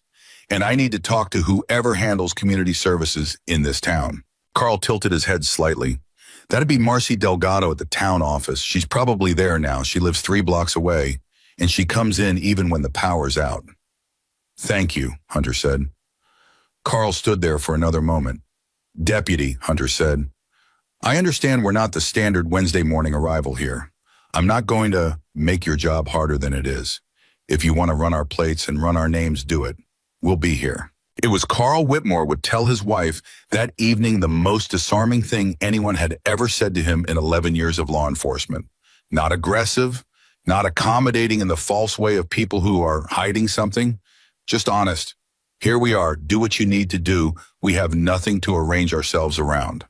Appreciate that, Carl said. He ran the plates from his truck while the bikers went to the diner for coffee, and what he found confirmed some things and complicated others, and he sat in his truck in the fire department parking lot for a few minutes, thinking about it. Hunter Mason's legal name was Harold James Mason. He had a record. It was old. It was sealed in 2 jurisdictions, and it was attached to a name that had been essentially rebuilt over the past 2 decades into something that looked nothing like its origins. The company attached to his current identification was Mason Emergency Logistics, LLC, incorporated in Colorado with contracts listed that included FEMA, the Red Cross, and 3 state emergency management agencies. Carl Whitmore put his phone down. He sat with that for a moment. Then he called Marcy Delgado. Inside the diner, Ruth Ann Kowalski set 6 coffees on the counter without being asked, studied the men sitting on her stools with the frank assessment of a woman who had been running a diner in a small town for 22 years and had therefore seen most categories of human being, and said, "You boys eat. We'd be grateful," Hunter said. "Eggs. We got the backup generator going. I can do eggs." "Eggs would be incredible," Luke said from the end of the stool line with a sincerity that made Ruth Ann look at him twice. She started cracking eggs. The diner had gone quiet when they'd walked in, not silent, but that particular recalibrated quiet of a room that has collectively decided to pay attention to something. The 4 other tables were occupied 2 old men from the Henderson's dairy operation who had been coming to Ruth Ann's every Wednesday morning since before most of the town was born. A young couple from the new development on the north side who were clearly not from here originally and were managing their reaction to the bikers with the effortful neutrality of people who had read things about not judging, and Pamela Voss, who was 63 on the town council, and who was looking at Hunter Mason over the rim of her reading glasses with an expression that combined alarmed curiosity and the specific political calculation of a woman who had been navigating civic life in a small town for 30 years. It was Pamela who spoke first because Pamela always spoke first. "You're the ones who were at Evelyn Harper's," she said. "Not a question." Hunter looked at her over his shoulder. "Word travels fast." "Carl called me 3 minutes ago," she said. "Small town.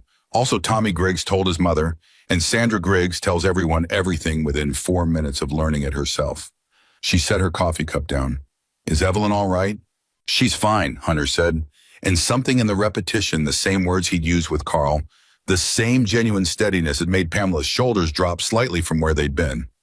"She shouldn't be out there alone," Pamela said, and there was something beneath the words, the specific weight of a community's collective guilt about a thing they know and have not sufficiently addressed. "No," Hunter said, "she shouldn't." The eggs arrived. The diner's ambient noise gradually recalibrated again towards something closer to normal. The 2 old dairymen returned to their conversation. The young couple started looking at their phones. Pamela Voss did not look away from Hunter Mason. "What are you planning to do?" she asked. "Fix her roof," Hunter said. "Her heating, her door frame, and 3 interior leaks. And then some other things that are going to take a conversation." He turned on his stool to face her fully. "Are you on the town council?" 22 years, she said. "Then you're one of the people I needs to talk to," he said. Pamela Voss studied him over her glasses for a long moment. "Marcy Delgado's office," she said. 11 o'clock. I'll make sure she's there." "Thank you," he said. "Don't thank me yet," she said. "I have about 40 questions, and I intend to ask all of them." Crow made a small sound at the end of the counter that might have been approval.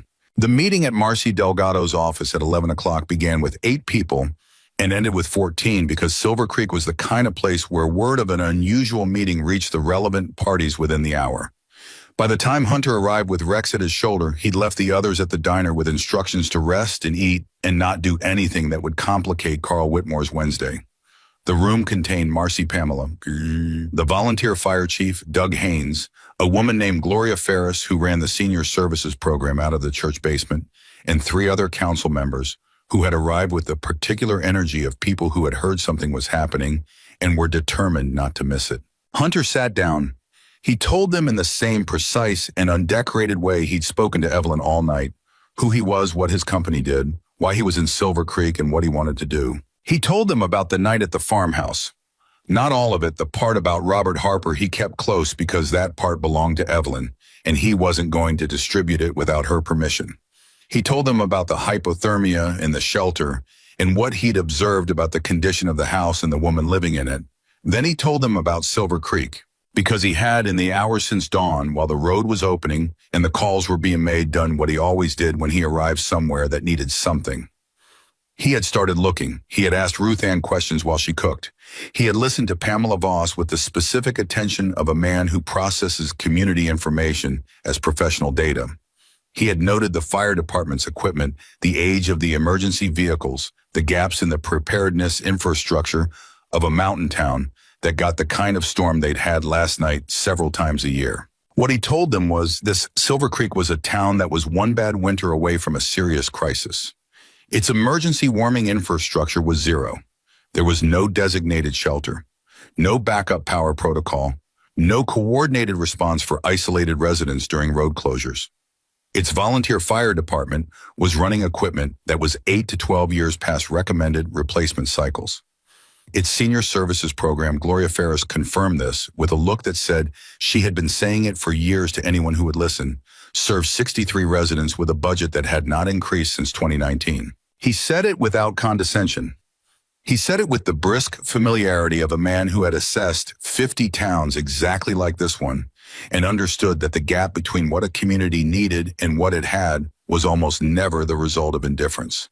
It was almost always the result of limited resources meeting unlimited need. "What are you proposing?" Marcy Delgado said.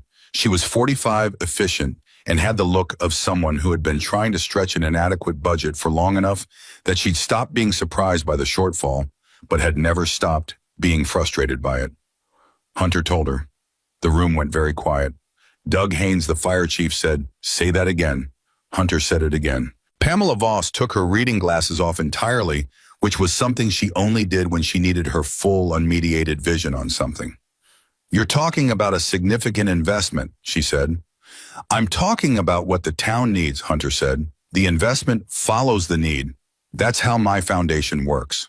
"Why," said one of the council members, a man named Gerald Park, who had been quiet until now, and who asked the question with the blunt pragmatism of someone who had learned to be suspicious of large offers. "Why this town? Why now?" Hunter looked at him steadily. "Because I sheltered in the house of a woman who had almost nothing and gave it all away without hesitation," he said. "And because that woman's husband did something for me 25 years ago that I have been trying to deserve every day since. And because Silver Creek is a good town with a gap in its safety net that I have the capacity to help close." He held Gerald Park's gaze. "Those are the reasons. All of them. I'm not asking for anything in return. I'm asking for cooperation, and I'm asking for the town's trust, and I understand that trust is earned, not given, and I'm prepared to earn it." Gerald Park was quiet for a moment. "The trust part," he said. "How do you earn that?" "By showing up," Hunter said. "By doing what I said. By being here in 3 weeks with materials and people and following through every step of the way." Another silence. It was Gloria Ferris who broke it. She was 67, had silver hair cut short and practical, and had the look of a woman who had spent decades doing more with less and had developed extremely accurate radar for which offers were real and which were performances. "Mr. Mason," she said, "I have been running the senior services program in this town for 11 years. I have sat in 14 meetings that started like this one. Proposals, commitments, follow through that evaporated." She looked at him directly. "What makes you different?" Hunter looked back at her. "Nothing makes me different in advance," he said. "That's my honest answer. I can tell you about our track record. I can give you references from 6 communities where we've done what I'm describing. I can give you our foundation's financials." He paused. "But different is something you determine on the back end, not the front. And the only way I get to the back end is if you let me start." Gloria Ferris considered him for a long moment. "Evelyn Harper let you in," she said. "She did," he said. "Evelyn Harper," Gloria said carefully, "has better instincts than anyone I know." "I believe that," he said. Gloria turned to Marcy. "I think we hear the rest of it," she said. Marcy nodded. They heard the rest of it. What none of them were prepared for, not Marcy, not Pamela, not even Gerald Park, who had been suspicious from the start and remained professionally suspicious throughout, was the scope of it. Hunter Mason had not come to Silver Creek with a gesture. He had come with something closer to a blueprint, refined over 2 decades of disaster response work tailored in the 6 hours since dawn to the specific topography of this specific town's specific needs. A permanent emergency warming shelter housed in the reconfigured back section of the fire department building, capable of holding 40 people with backup generator power and a supply cache designed for 72-hour storm scenarios. A full equipment upgrade for the volunteer fire department coordinated with the state fire marshal's office to ensure compliance and eligibility for matching state funds. A winter food assistance program running October through March, administered through Gloria's existing senior services infrastructure and expanded to cover families, not just seniors. A scholarship program, he used that word deliberately and specifically in the name of Robert and Evelyn Harper, for Silver Creek students pursuing careers in emergency services, forestry, or public health. He laid it out item by item, not reading from notes, but speaking from the kind of thorough preparation that has been so thoroughly internalized it no longer needs paper. When he was done, the room was quiet for a full 10 seconds. Doug Haynes exhaled slowly. "The equipment alone," he said. "We've had 3 trucks on our want list for 6 years." "I know," Hunter said. "I looked at your equipment log in the county database this morning." Doug stared at him. "That's a public record." "I know how to use public records," Hunter said. "It's most of what I do." Pamela Voss put her glasses back on. She had the look of a woman who was making a decision that she understood was significant and was going to make it anyway. "I want to call Evelyn," she said. "Before we go further, I want to hear from her directly that she's all right and that she's aware of what you're proposing." "That's exactly the right call," Hunter said immediately. "I'd be concerned if you didn't." Pamela looked slightly surprised by the immediacy of his agreement. Then she picked up her phone. They all listened to one side of the conversation. Pamela, who had known Evelyn Harper for 22 years, who had watched her shrink her own needs to expand her generosity, who had brought her soup twice during the winter 2 years ago when the roads were bad and Evelyn's car wouldn't start, and who had felt the specific helpless frustration of caring about someone who was constitutionally opposed to accepting care, that Pamela Voss went quiet in the middle of what she'd intended to be a checking-in call and stayed quiet for almost 2 minutes while Evelyn spoke. When she hung up, she sat still for a moment. "Well, but did," Marcy said. Pamela looked at Hunter. "She said, I am." Pamela reported, her voice carrying the slight, careful quality of someone relaying something that has moved them more than they expected. That the only thing she wants is for the warming shelter to be named after the volunteer fire department's dog that died in 2019 because, quote, "he showed up every single time and he deserves recognition." There was a beat of silence. Then Doug Haynes laughed, the full surprise laugh of a man who had genuinely not expected that. "That was Biscuit," he said. "He was a beagle." "She says Biscuit's name goes on the door or she's withdrawing her endorsement," Pamela said. "Biscuit's name goes on the door," Hunter said without hesitation. The room laughed, and the laugh broke something that had been carefully held in position since Hunter had walked in, and in the space it opened up, the meeting became a different kind of meeting, still serious, still detailed, but no longer defensive. People started asking practical questions. Good questions. The kind of questions that meant they were thinking about how to make something work, rather than reasons why it couldn't. Gerald Park, it turned out, had run a construction company before joining the council, and had specific and useful opinions about the fire department building's structural capacity.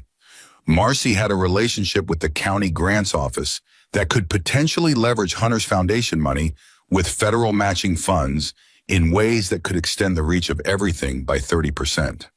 Gloria Ferris pulled out a notebook that she'd apparently been carrying for years with annotated lists of every gap in the senior services program, and she and Hunter went through it with a fluency that suggested they were speaking a language they'd both learned in the same hard school. At one point, Carl Whitmore, who had been mostly quiet, said, "Can I ask you something off the record?"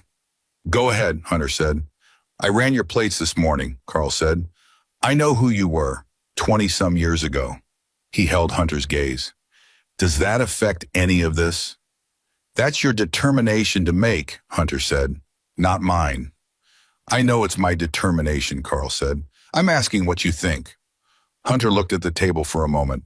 "I think a man who was pulled out of a ditch by a forest ranger spent 25 years deciding what to do about it," he said. "And I think the answer he arrived at is sitting in this room." He looked at Carl.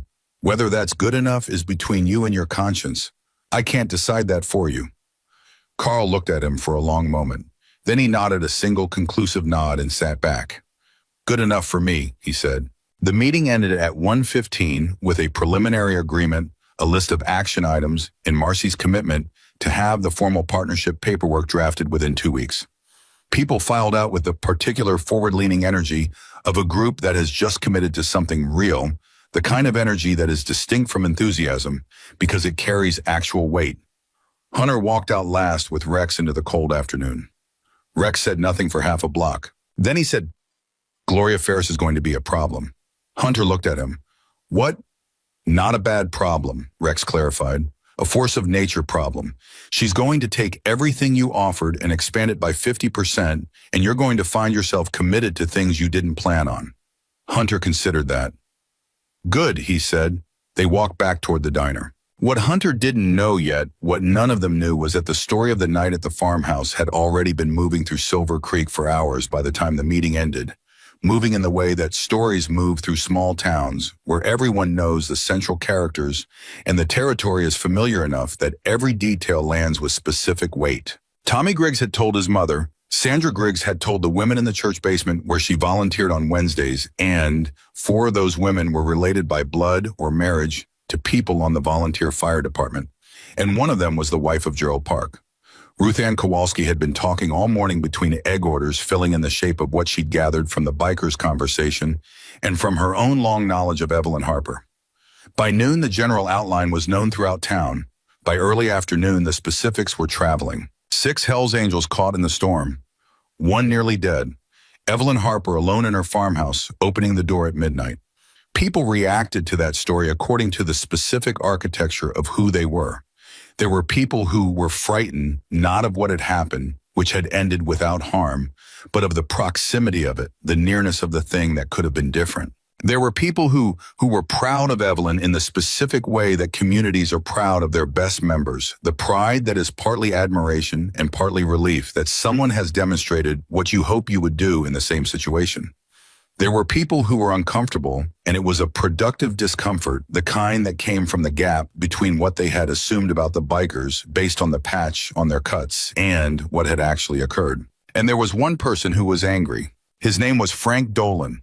He was 58, had lived in Silver Creek his entire life, and had a very clear and long-established opinion about motorcycle clubs in general, and the Hells Angels in particular, an opinion formed from stories he'd accumulated over decades and held with the conviction of someone who has never needed to examine where his convictions come from. When he heard the story from his neighbor who'd heard it from the church basement chain, he drove to the diner. He found Ruth Ann behind the counter. Tell me it's not true, he said. Tell me Evelyn didn't actually. She did, Ruth Ann said. She could have been. She wasn't, Ruth Ann said. She's fine. They fixed her door frame and stacked her wood, and one of them washed every dish in her kitchen before he left. Frank Dolan stared at her. Ruth Ann, they're Hells Angels. They're also the reason Luke Petrie isn't a dead hypothermia case on the county report, Ruth Ann said with the particular tone she used when she was going to be patient, but was not going to yield. Because they were out in that storm trying to help a stranded family when one of their own went down, and then a 74-year-old woman brought them all inside and kept them alive with homemade stew and her late husband's blankets. Frank was quiet.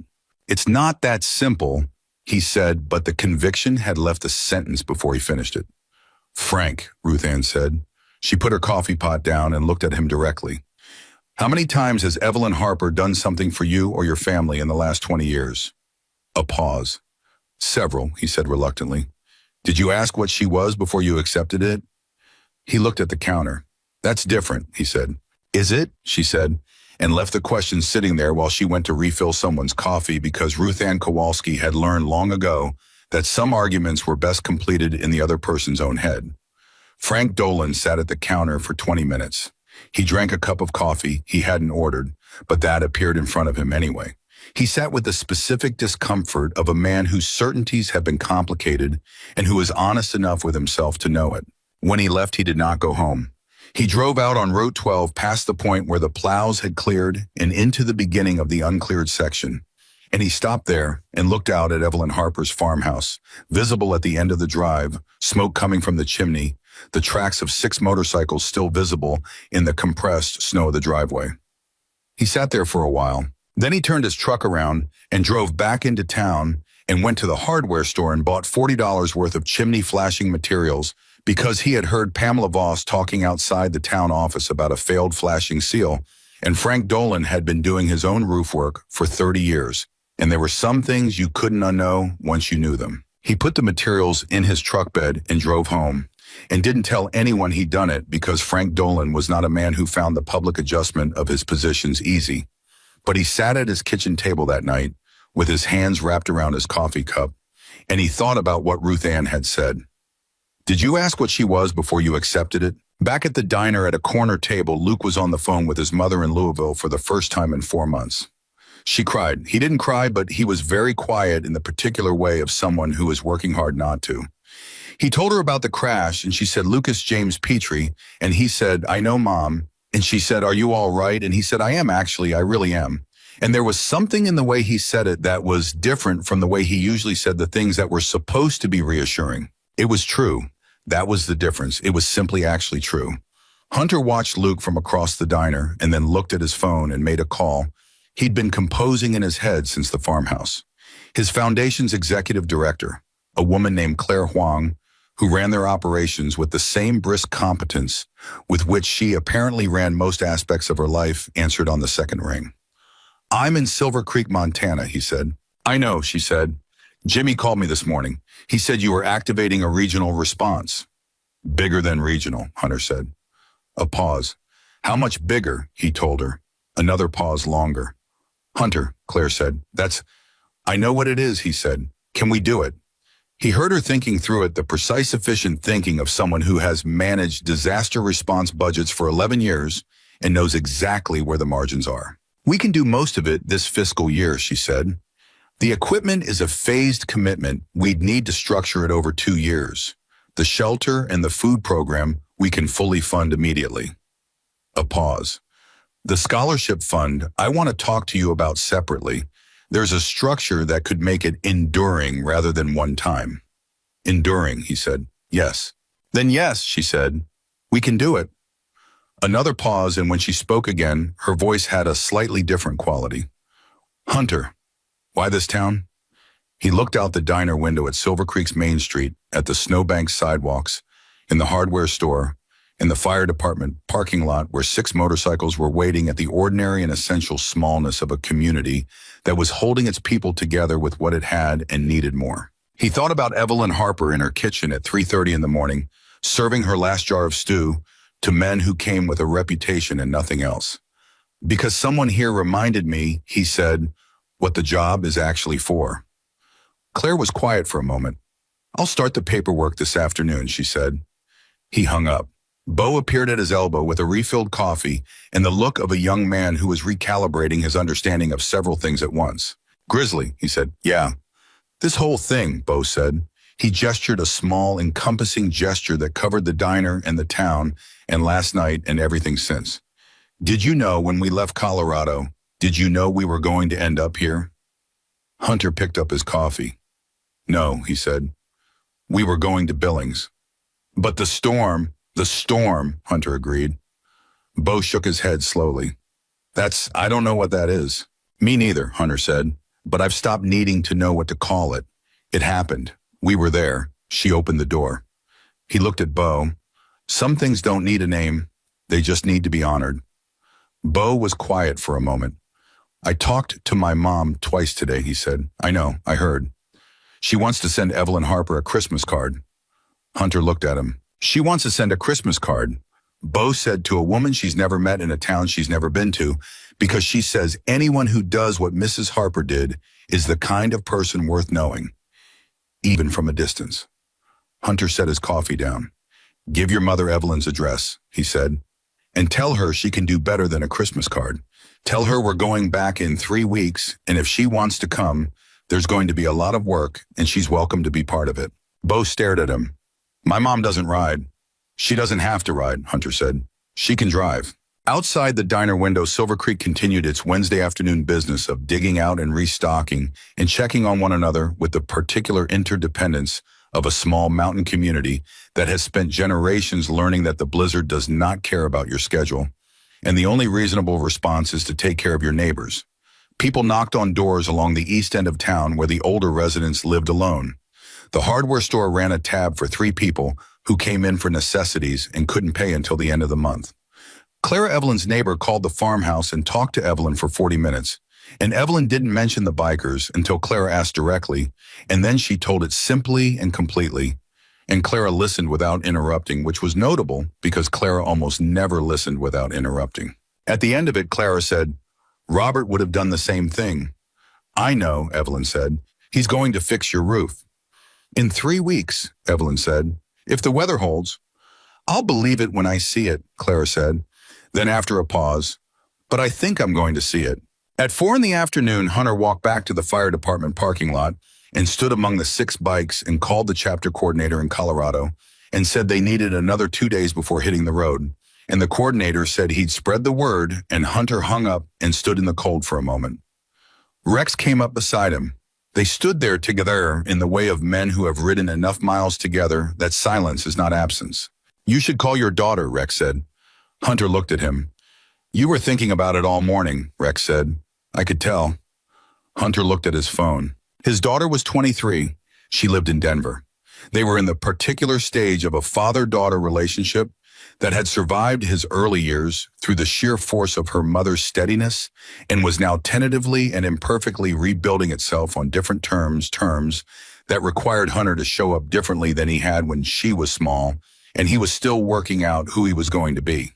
He called her. She answered on the 3rd ring with the careful neutrality of someone who picks up not knowing what version of the conversation this is going to be. "Hey, Dad," she said. "Hey," he said. "I want to tell you about last night." A pause. "Are you okay?" "Yeah," he said. "Better than okay. I want to tell you about a woman named Evelyn Harper."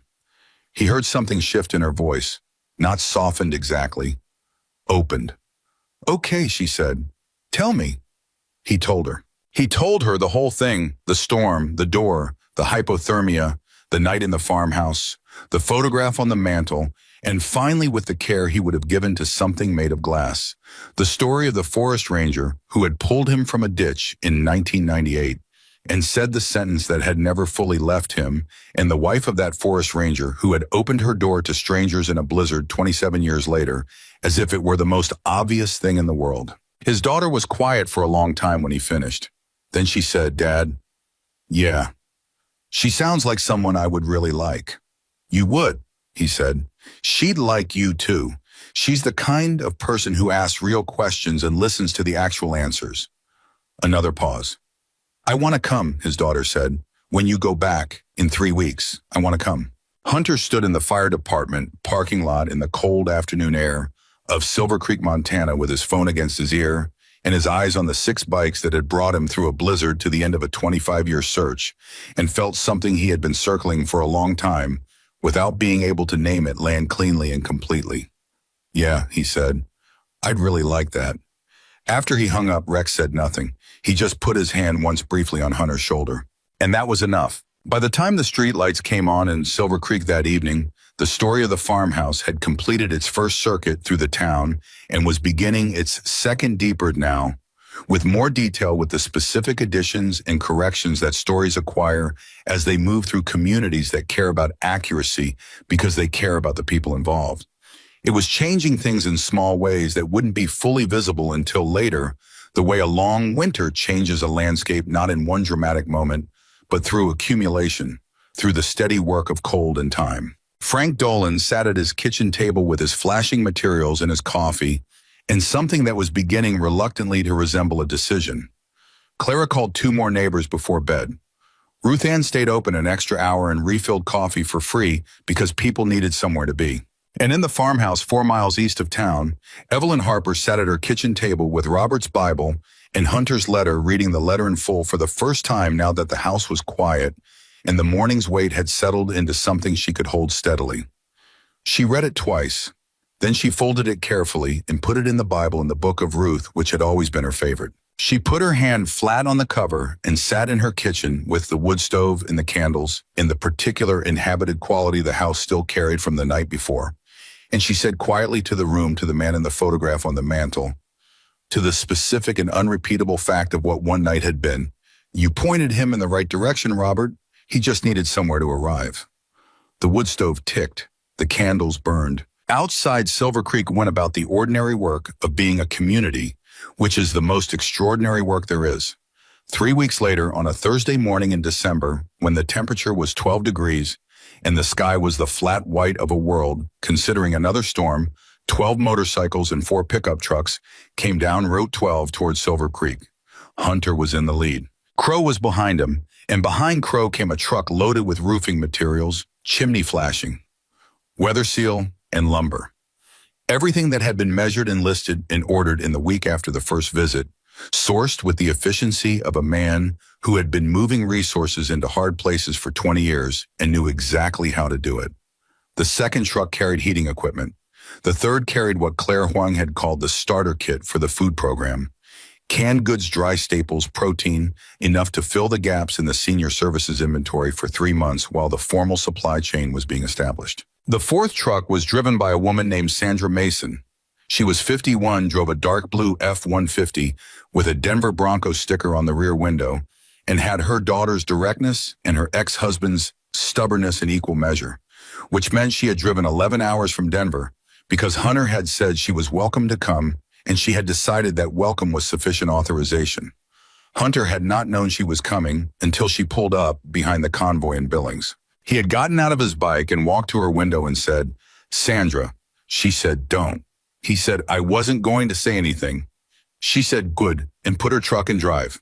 His daughter Maya was in the passenger seat, and she looked at her father through the windshield with the specific expression of a 23-year-old woman who has watched both of her parents navigate each other for her entire life and has made peace with the comedy of it. She waved, he waved back. He got on his bike, the convoy moved. Silver Creek was ready for them, which was itself a thing that had required some becoming. The version of Silver Creek that had existed 3 weeks ago, the version that watched 6 motorcycles pull into the fire department lot with the specific wariness of a town that had categorized the Hells Angels into a single mental file and locked it, was not entirely gone. Human nature does not revise itself on a 3-week timeline regardless of what the revising event was. But it had shifted. The story of the farmhouse had done its work moving through the community in the way that true stories move, not quickly, not comprehensively, but persistently, finding the cracks in assumption and working into them like water into stone. Marcy Delgado had spent the 3 weeks in a state of productive anxiety, driving the partnership paperwork through channels that weren't accustomed to moving quickly, leveraging the county grants relationship she'd mentioned in the meeting to unlock matching funds that nearly doubled the initial commitment, and calling Claire Huang 4 times with questions that Claire answered with the patient precision of a woman who respected someone doing their homework. Gloria Ferris had done exactly what Rex had predicted. She had taken Hunter's proposal and expanded it carefully with documentation and justification for every addition, and had presented the expanded version to Hunter in a phone call during which she talked for 22 uninterrupted minutes while he listened and took notes and said yes to 14 of the 16 additional items and asked for a 2-year delay on the remaining 2. And Gloria Ferris had said 6 months, and Hunter had said 12, and Gloria had said 8, and Hunter had said deal, and Gloria had hung up and said to her empty office, "I like that man." Doug Haynes had cleared and organized the fire department's back section with a thoroughness that suggested he had been wanting to reorganize it for years and had needed a specific occasion. He had also quietly and without broadcasting it sent an email to the state fire marshal's office informing them of the incoming equipment donation and asking about matching fund eligibility, and the state fire marshal's office had responded within 48 hours in a way that suggested they were very interested, and Doug had forwarded the chain to Marcy, and Marcy had added it to the folder she was building that was already 12 documents thick. Frank Dolan had gone to Evelyn's farmhouse 8 days after the blizzard. He had knocked on the door with his chimney flashing materials in a box under his arm, and when Evelyn opened it, he had said, without preamble, "I hear you've got a flashing problem on the chimney. I brought materials. I can fix it today if you'll have me." Evelyn had looked at him. "Frank," she said, "have you eaten lunch?" "Not yet," he said. "Come in," she said. "Eat first, then the chimney." He had come in, he had eaten the soup she heated, he had not said anything about the bikers, and she had not brought them up, and they had talked about the storm, and about Clara's arthritis, and about the Henderson dairy operation, and about how the county road commission never got the east section plowed as fast as the west section, which was a perennial injustice. And then Frank had gone up and fixed the chimney flashing in 2.5 hours, and come back down and washed his hands in her kitchen sink, and said, "That'll hold through the winter." "Thank you, Frank," she said. He picked up his toolbox. "Evelyn," he said. He stopped with his hand on the door. "I heard what you did. That night." He did not look at her. "I've been thinking about it." "And she said," he looked at the door. "And I brought the flashing," he said, and he went out. Evelyn stood in her kitchen for a moment after the door closed. Then she smiled very quietly to herself and went to put the kettle on. That was Frank Dolan's way, and she had known him for 30 years, and she understood it the way you understand the people you've lived alongside, long enough to see their shape clearly. Now the convoy was coming down Route 12, and word had spread through Silver Creek, the way word spread through Silver Creek, and there was a small cluster of people in the fire department parking lot when the motorcycles turned in, not a crowd, exactly more like a gathering, the organic accumulation of people who had a reason to be somewhere and had decided this was it. Doug Haynes was there with 2 of his volunteer firefighters. Gloria Ferris was there with a notebook. Marcy Delgado was there with a folder. Carl Whitmore was there in plain clothes, which meant he was there as a resident rather than as law enforcement, a distinction that mattered to him and that the town understood. Ruth Ann Kowalski was there with a thermal carafe of coffee because Ruth Ann's response to every human situation was to provide coffee, and she had long since stopped apologizing for it. Pamela Voss was there.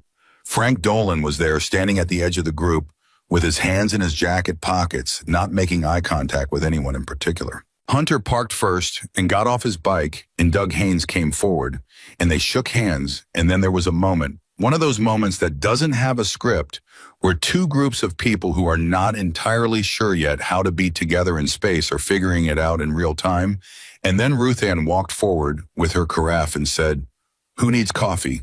And the moment resolved itself into people holding cups and talking about the drive and the cold, and whether more snow was coming, which is the universal human transition technology for getting from strangers to something else. Maya Mason got out of the passenger side of Sandra's truck and stood in the parking lot looking at Silver Creek for the first time, and it was exactly what she'd expected from her father's description and completely different from what she'd imagined. She had expected small, and she had expected cold, and she had expected the particular compressed quality of a mountain community that has been shaped by landscape and season and its own history. What she hadn't expected was the feeling immediate and specific of a place that knew itself. Not a perfect place, but a real one. She found Hunter at her elbow. "Well," he said. "It's good," she said. "Yeah," he said. "It is." They drove out to the farmhouse together, Maya in Sandra's truck, Hunter on his bike, the convoy stringing out along the county road through the snow, and Evelyn Harper was standing on her front porch when they arrived, wearing her heavy coat, in the expression of a woman who had been watching the driveway for 20 minutes and was not going to admit it. Hunter parked and walked to the porch, and she looked at him and said, "You came back." "I said I would," he said. "People say a lot of things," she said. But she was smiling the small, certain smile of someone whose expectation has been confirmed. She looked at the convoy behind him, at the trucks and the motorcycles and the people climbing out and stretching at the organized activity beginning to unfold in her driveway. "You brought an army," she said. "Small army," he said. "Focused army." She looked at Sandra's truck. She looked at Maya getting out of it. "Who's that?" she said. "My daughter," Hunter said. "Maya." Evelyn studied Maya crossing the driveway with the frank assessment of a woman who had raised a daughter of her own and knew exactly what she was looking for. "She looks like she means it," Evelyn said.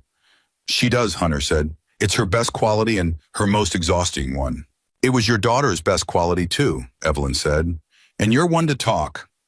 Hunter looked at her. He had not told her about Maya before. He had mentioned having a daughter, but not the texture of their relationship, not the complicated work of the last 3 years, not the specific and fragile thing that was her slowly being rebuilt. "I called her the day I left," he said. "I know," Evelyn said. "She emailed me." He stared at her.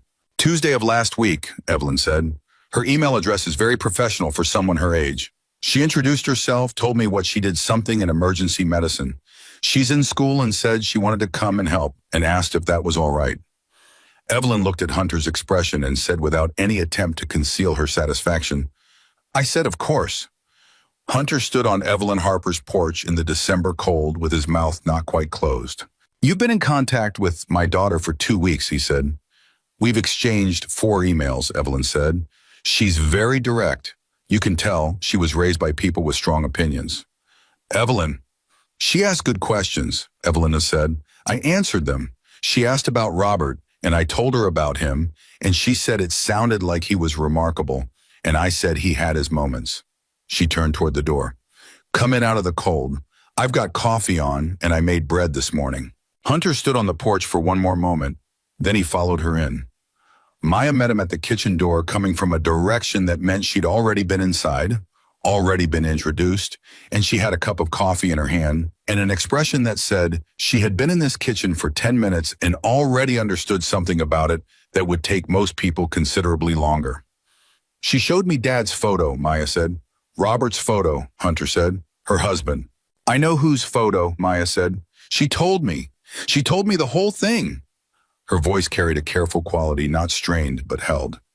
She told me what he said to you in the parking lot. Hunter looked at his daughter. Don't waste what's left, Maya said. Her voice was steady. I've been thinking about that since you called, about what it means. She wrapped both hands around her cup. I think I've been wasting some. Maya, I'm not making this a whole thing, she said. I'm just telling you, so you know. She held his gaze. I came here because I wanted to, because she sounds like someone worth knowing. And because she stopped. Because he said, because you called me, she said. You called me and you told me a real thing. And I figured that deserved a real response. Hunter was quiet. Okay, he said. Okay, she said. They stood in Evelyn's kitchen doorway, father and daughter doing the imperfect and necessary work of finding each other again, and Evelyn moved around them with bread and coffee and the tactful awareness of a woman who knew when to let a room hold something without interruption. Crow started on the chimney before noon. He had the materials Frank had bought. He found them stacked in the mudroom with a handwritten note that said, for the chimney, FD, and he looked at it for a moment and then pocketed it and got to work, because Crow recognized the gesture and understood that the right response to it was to honor it by doing the job well. The heating system required a specialist, which Hunter had anticipated and arranged.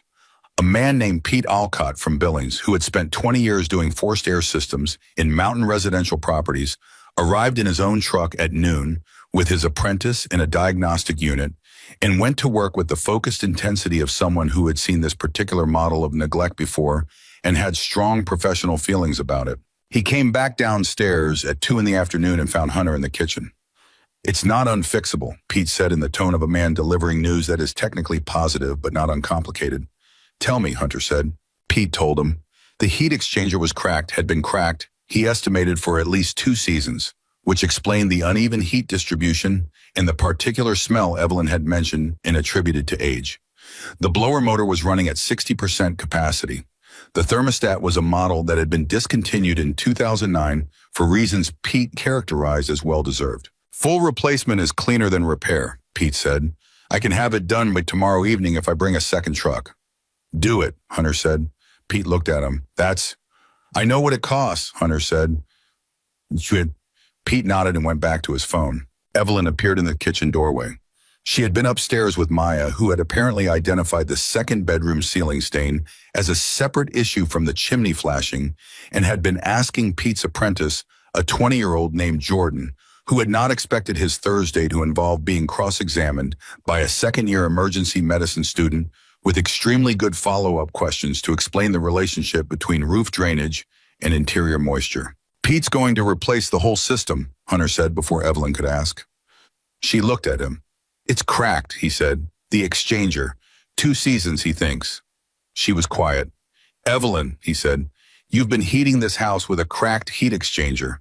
I thought it was just old, she said. It's always been. It wasn't always cracked, he said. He said it without accusation, but with the direct concern of someone who has just understood something alarming. Have you been having headaches, unusual tiredness? She looked at him. Some, she said. I'm 74, Hunter. I thought it was age. Hunter sat down at the kitchen table. He sat down with the deliberateness of someone whose legs have received news their body needed a moment to process.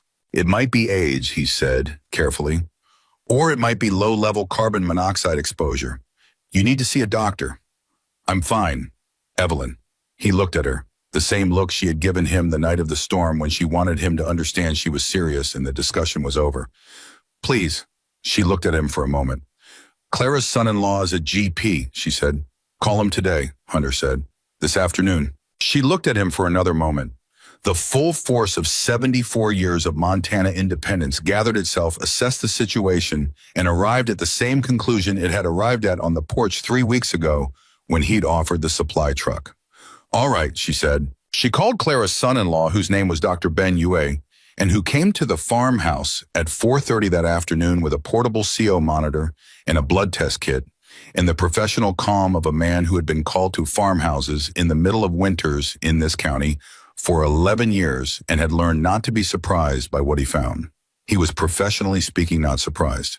But he sat with Evelyn at her kitchen table afterward and said things that were honest and careful and not designed to frighten, but to inform.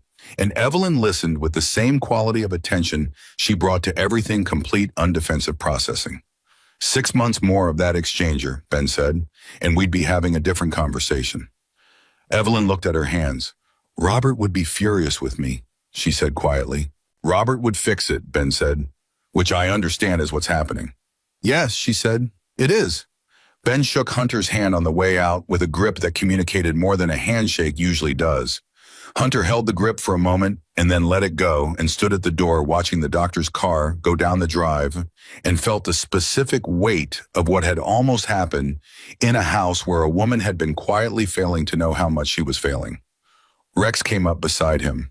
She's okay, Rex said. She's okay because we came back, Hunter said. We came back because she let us in, Rex said. Hunter stood with that. Yeah, he said. We did. They worked through Thursday evening and all of Friday. The convoy had arranged accommodation at the motel in town, the only motel in Silver Creek, a 12-room operation run by a woman named Deb, who had initially been deeply uncertain about the booking and had called Marcy Delgado twice to confirm it was actually happening, and who by Friday morning was bringing homemade cinnamon rolls to the motel office and had asked Crow 4 questions about his professional background in construction and was now considering asking him to look at her own roof. The work at the farmhouse proceeded with the organized efficiency of people who have been well deployed. Crow and 2 other riders handled the exterior, the chimney, the roof seams, a section of the north-facing eaves that had been slowly separating. Pete and his expanded crew handled the heating system with the focus of people being paid to do something right and aware that right was the only acceptable standard. Maya and Jordan worked through the interior moisture issues with a thoroughness that impressed even Pete, who did not impress easily. Rex and Diesel rebuilt the mudroom door frame completely, not just repaired, but rebuilt with new framing and a door that sealed to current code standards. Evelyn moved through all of it with the composed acceptance of a woman who had made peace with being the recipient of generosity and was expressing her own through a continuous supply of coffee and food and the quality of her presence, asking real questions, remembering what people told her, noticing when someone needed a moment and creating the space for it without announcement. Sandra Mason, who had spent the first day being carefully on the periphery in the way of a woman navigating a situation whose parameters were still being established, found herself in Evelyn's kitchen on Friday morning, helping cut bread, and then found herself talking about things she hadn't particularly planned to talk about, which was something Evelyn apparently did to people without trying. She just asks, Sandra told Maya later with a quality of mild astonishment, she just asks a real question and then actually listens and then asks another one. I told her things I haven't told anyone in 2 years. What did she say? Maya asked. She said, Sandra stopped. She had the expression of someone who has received something valuable and is being careful with it. She said that the hardest thing about loving someone who's trying to be better is trusting the direction of the trying instead of measuring the distance. Maya looked at her mother. She said that about Dad, Sandra said, without me asking her to. She shook her head. How does she do that? I think, Maya said slowly, she just pays attention. And she's been doing it for 74 years, so she's had a lot of practice. At the town, the 3 weeks had done their own work. The formal partnership agreement between the Mason Foundation and Silver Creek had been signed on a Tuesday. Marcy had managed to get the council to an emergency meeting, and the vote had been 6-1, with Gerald Park casting the dissenting vote, not in opposition, but because he had a procedural concern about the easement language in Section 4. And once the language was adjusted, Gerald had said, all right, and the agreement had passed unanimously. Gloria Ferris had moved fast. The food program's first delivery was already staged in the church basement. 53 families identified outreach, completed first distribution, scheduled for the following Saturday. She had recruited 6 volunteers in 3 days, which was 2 more than she'd had for the entire senior services operation before, and she had the look of a woman running at exactly the speed she'd always wanted to run, but had never previously had the fuel for. Doug Haynes had received the equipment, commitment, and writing and had forwarded it to the state fire marshal.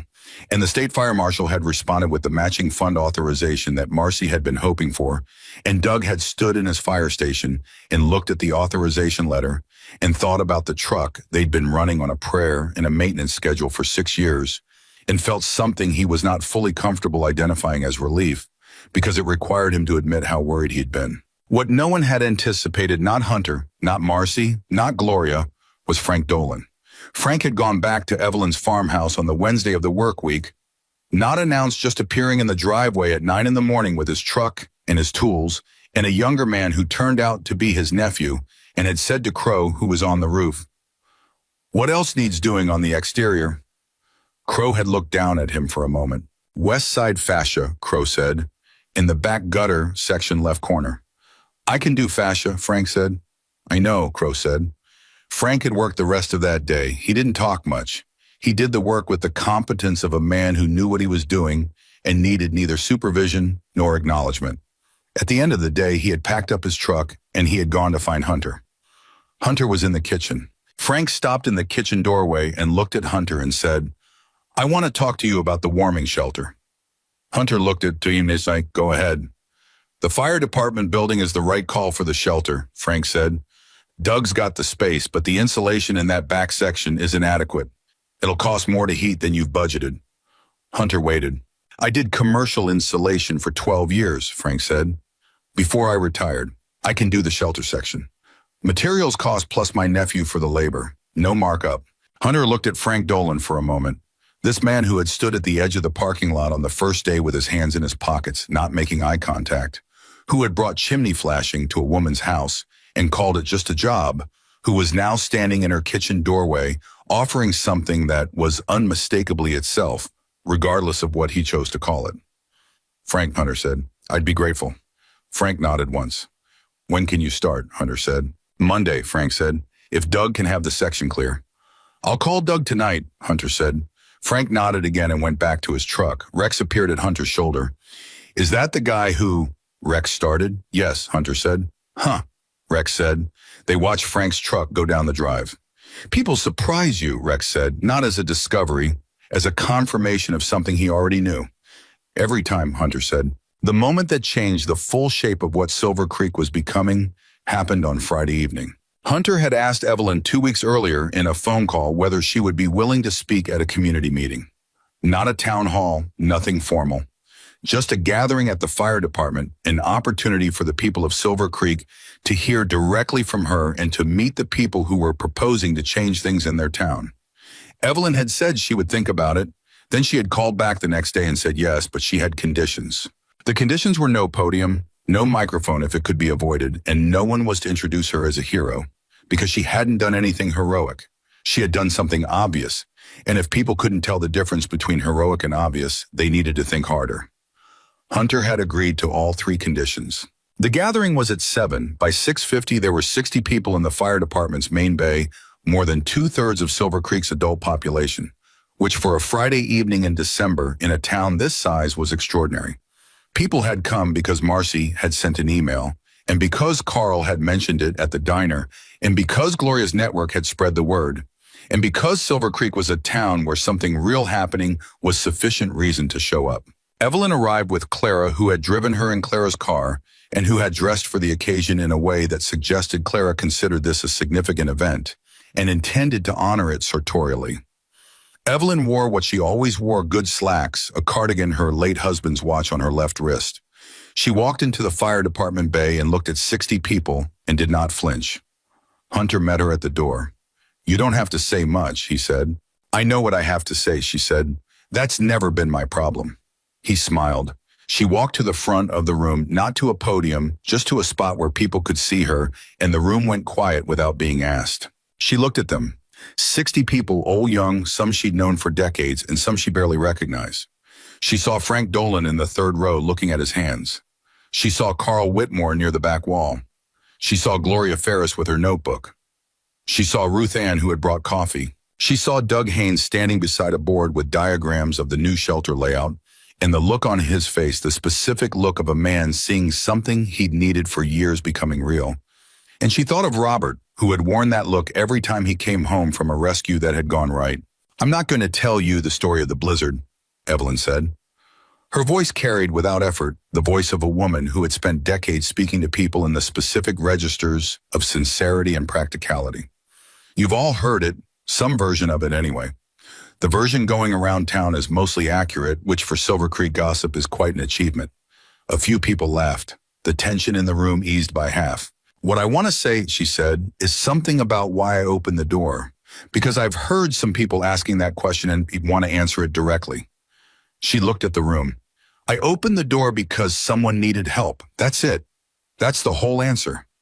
6 men in my driveway at midnight in a blizzard with an unconscious rider. What was I going to do?" She paused. "The question I'd ask instead is, when did that become a question worth asking? When did we start needing a reason to help someone who needed help?" The room was very quiet. "Robert used to say," she continued, and the room adjusted slightly at the name, at the presence of the ranger. Everyone in Silver Creek over 40 had known that the moment you start calculating whether someone deserves your help before you give it, you have already made the wrong decision. Because deserve is a story you tell yourself after the fact. Need is what's standing in front of you right now. She looked at Frank Dolan as she said that. Frank was still looking at his hands, but his jaw had moved. "What Hunter and his foundation are doing for this town," Evelyn said, "is generous. It is genuinely generous, and I don't want anyone in this room to take it lightly. But I want you to understand that what started it was not 6 Hells Angels in a ditch. What started it was 25 years ago, when a man who wore a ranger uniform and didn't ask questions pulled someone out of a fire." She stopped. "And what keeps it going, what makes any of this mean anything, is not the money or the equipment or the shelter. It's whether we decide to be the kind of town that opens the door." She looked at the room. "Because the shelter won't help anyone if people don't know they're welcome in it. The food program won't work if people are too proud to come or too afraid someone will judge them for needing it. The training doesn't matter if we can't work next to someone who doesn't look like us or ride the same kind of vehicle." She looked at Hunter, at the 6 men standing along the wall behind him. "These men came to my door wearing the death head. I let them in. They fixed my house, and they may have saved my life." She let that sit for a moment. "And I would do it again tomorrow, because that's what this town should be. That's what I believe Silver Creek already is underneath whatever it's afraid of." The room held her words. Then Doug Haynes started clapping, and then it was everyone, the full 60 people, and Evelyn Harper stood in the middle of the fire department bay and accepted it with the composed dignity of a woman who knows the difference between praise and recognition and was willing to accept the latter because it was not for her alone.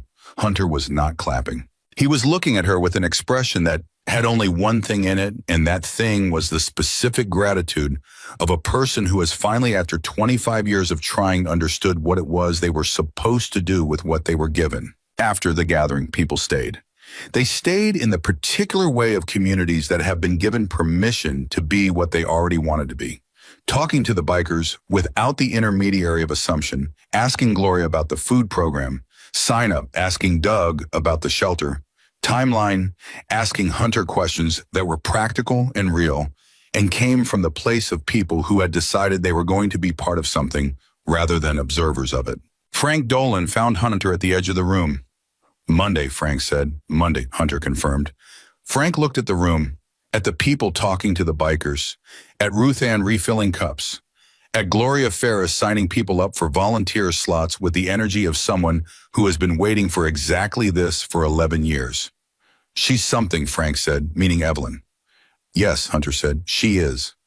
Frank was quiet for a moment. My father, he said, he stopped, started again. My father didn't trust strangers, taught me the same, said it kept you safe. He looked at his hands, the same gesture, as in the meeting, the physical habit of a man who processes things through his body. Kept me a lot of other things, too. Hunter said nothing. I'm thinking about that, Frank said. That's all, I'm thinking about it. That's enough, Hunter said. Frank nodded and went to find Clara, who he'd been avoiding all evening for reasons that probably made sense to him. Maya found Hunter near midnight when the gathering had finished, and the fire department bay was being cleaned up, and the bikers were loading things into trucks for the return drive in the morning.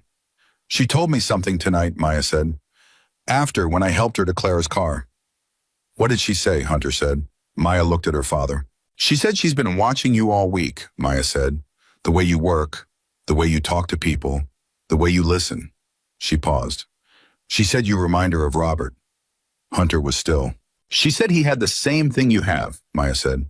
The way of moving through a situation like you've already decided the only question worth asking is what's needed. Not what's fair, not what's deserved, not what's convenient. Just what's needed. She held his gaze. She said Robert took 34 years to figure out what his life was for. She said she thinks you're doing better than that. Hunter looked at his daughter. His daughter looked at him. In the background, the work went on around them. The ordinary work of a group of people who had done something real together in a place that needed it, the clink and shuffle and conversation of the end of a long day, and outside Silver Creek sat under its December sky, getting ready for whatever winter still had to say. Come back at Christmas, Hunter said to Maya. I want to bring Evelyn something. I want you to be there. Maya looked at him for a moment. Yeah, she said, okay. She put her arm through his briefly the way she used to when she was small, and the world was something they moved through together, and then she let go and went to help with the loading. Because there was work to do, and Maya Mason did not stand next to work without doing it. Hunter watched her go. Then he went to find Evelyn, who was in the kitchen of the fire department, making sure the coffee carafe got back to Ruth Ann because Evelyn Harper did not leave a borrowed thing unreturned or a room untidier than she found it. You should be resting, he said. I'll rest when I'm dead, she said, which I'm told is no longer imminent. He looked at her. She looked back at him with a small, certain smile. Ben called this afternoon, she said. The blood work came back. Carbon monoxide levels were elevated. Not critically, but enough. She handed him the carafe. He said 6 more months with that exchanger and we'd be having a different conversation. I know, Hunter said. He told me. You talked to Ben. He called me, Hunter said. Yesterday, he said you gave him my number. She looked at him with an expression that was not quite innocent, but was doing a credible impression of it. Did I? You did, he said. Well, she said, someone had to be responsible.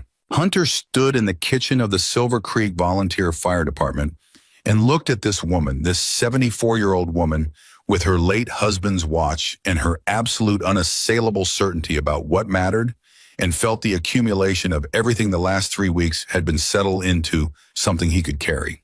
Evelyn, he said. Hunter, she said. We're coming back at Christmas. I'll put coffee on, she said. And I want to talk to you about something we've been discussing with the foundation, about the scholarship. He paused. We want to name it after Robert. Formally, a foundation scholarship for students pursuing emergency services. In his name. Evelyn was still.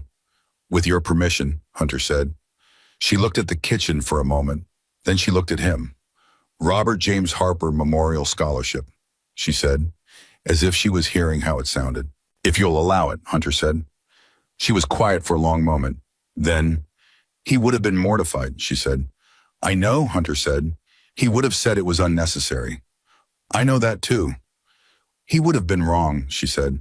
Her voice was level, completely steady. He would have been wrong about that, and I would have told him so, and he would have pretended to grumble about it for 2 days. And then he would have been so proud he could barely stand himself. Hunter watched her face.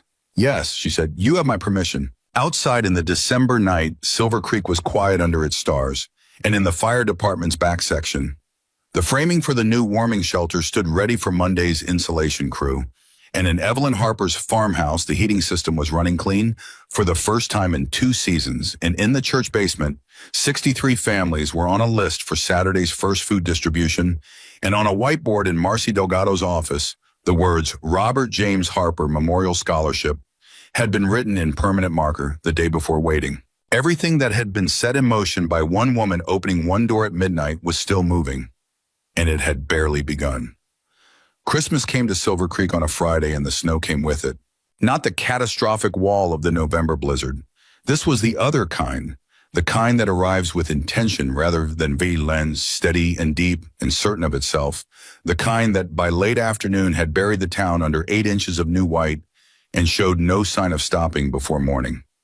The difference between this storm and the last one was not only in its temperament, the difference was in what Silver Creek had become in the 6 weeks between them. The warming shelter opened at 4 in the afternoon. Doug Haynes unlocked the door himself, which he had insisted on because some things needed to be done by the person who had waited longest for them. The insulation Frank Dolan had installed 2 weeks earlier held the heat with the efficiency of something built right, and the backup generator hummed in its housing with the particular solid reliability of equipment that had been properly maintained, which the shelter's generator had been from the day it arrived, because Doug Haynes did not do anything halfway, and his volunteer crew had adopted the same standard from watching him. The first person through the door was a man named Al Briggs, 78, who lived in a single wide at the east end of the county road, and whose furnace had been unreliable since October. He came in with his hat in his hands and looked around the shelter with the careful expression of someone who is not sure whether they are welcome in a place or whether the invitation was theoretical. Gloria Ferris was there to meet him. "Al," she said, "sit down. There's coffee, and I made chili." He sat down.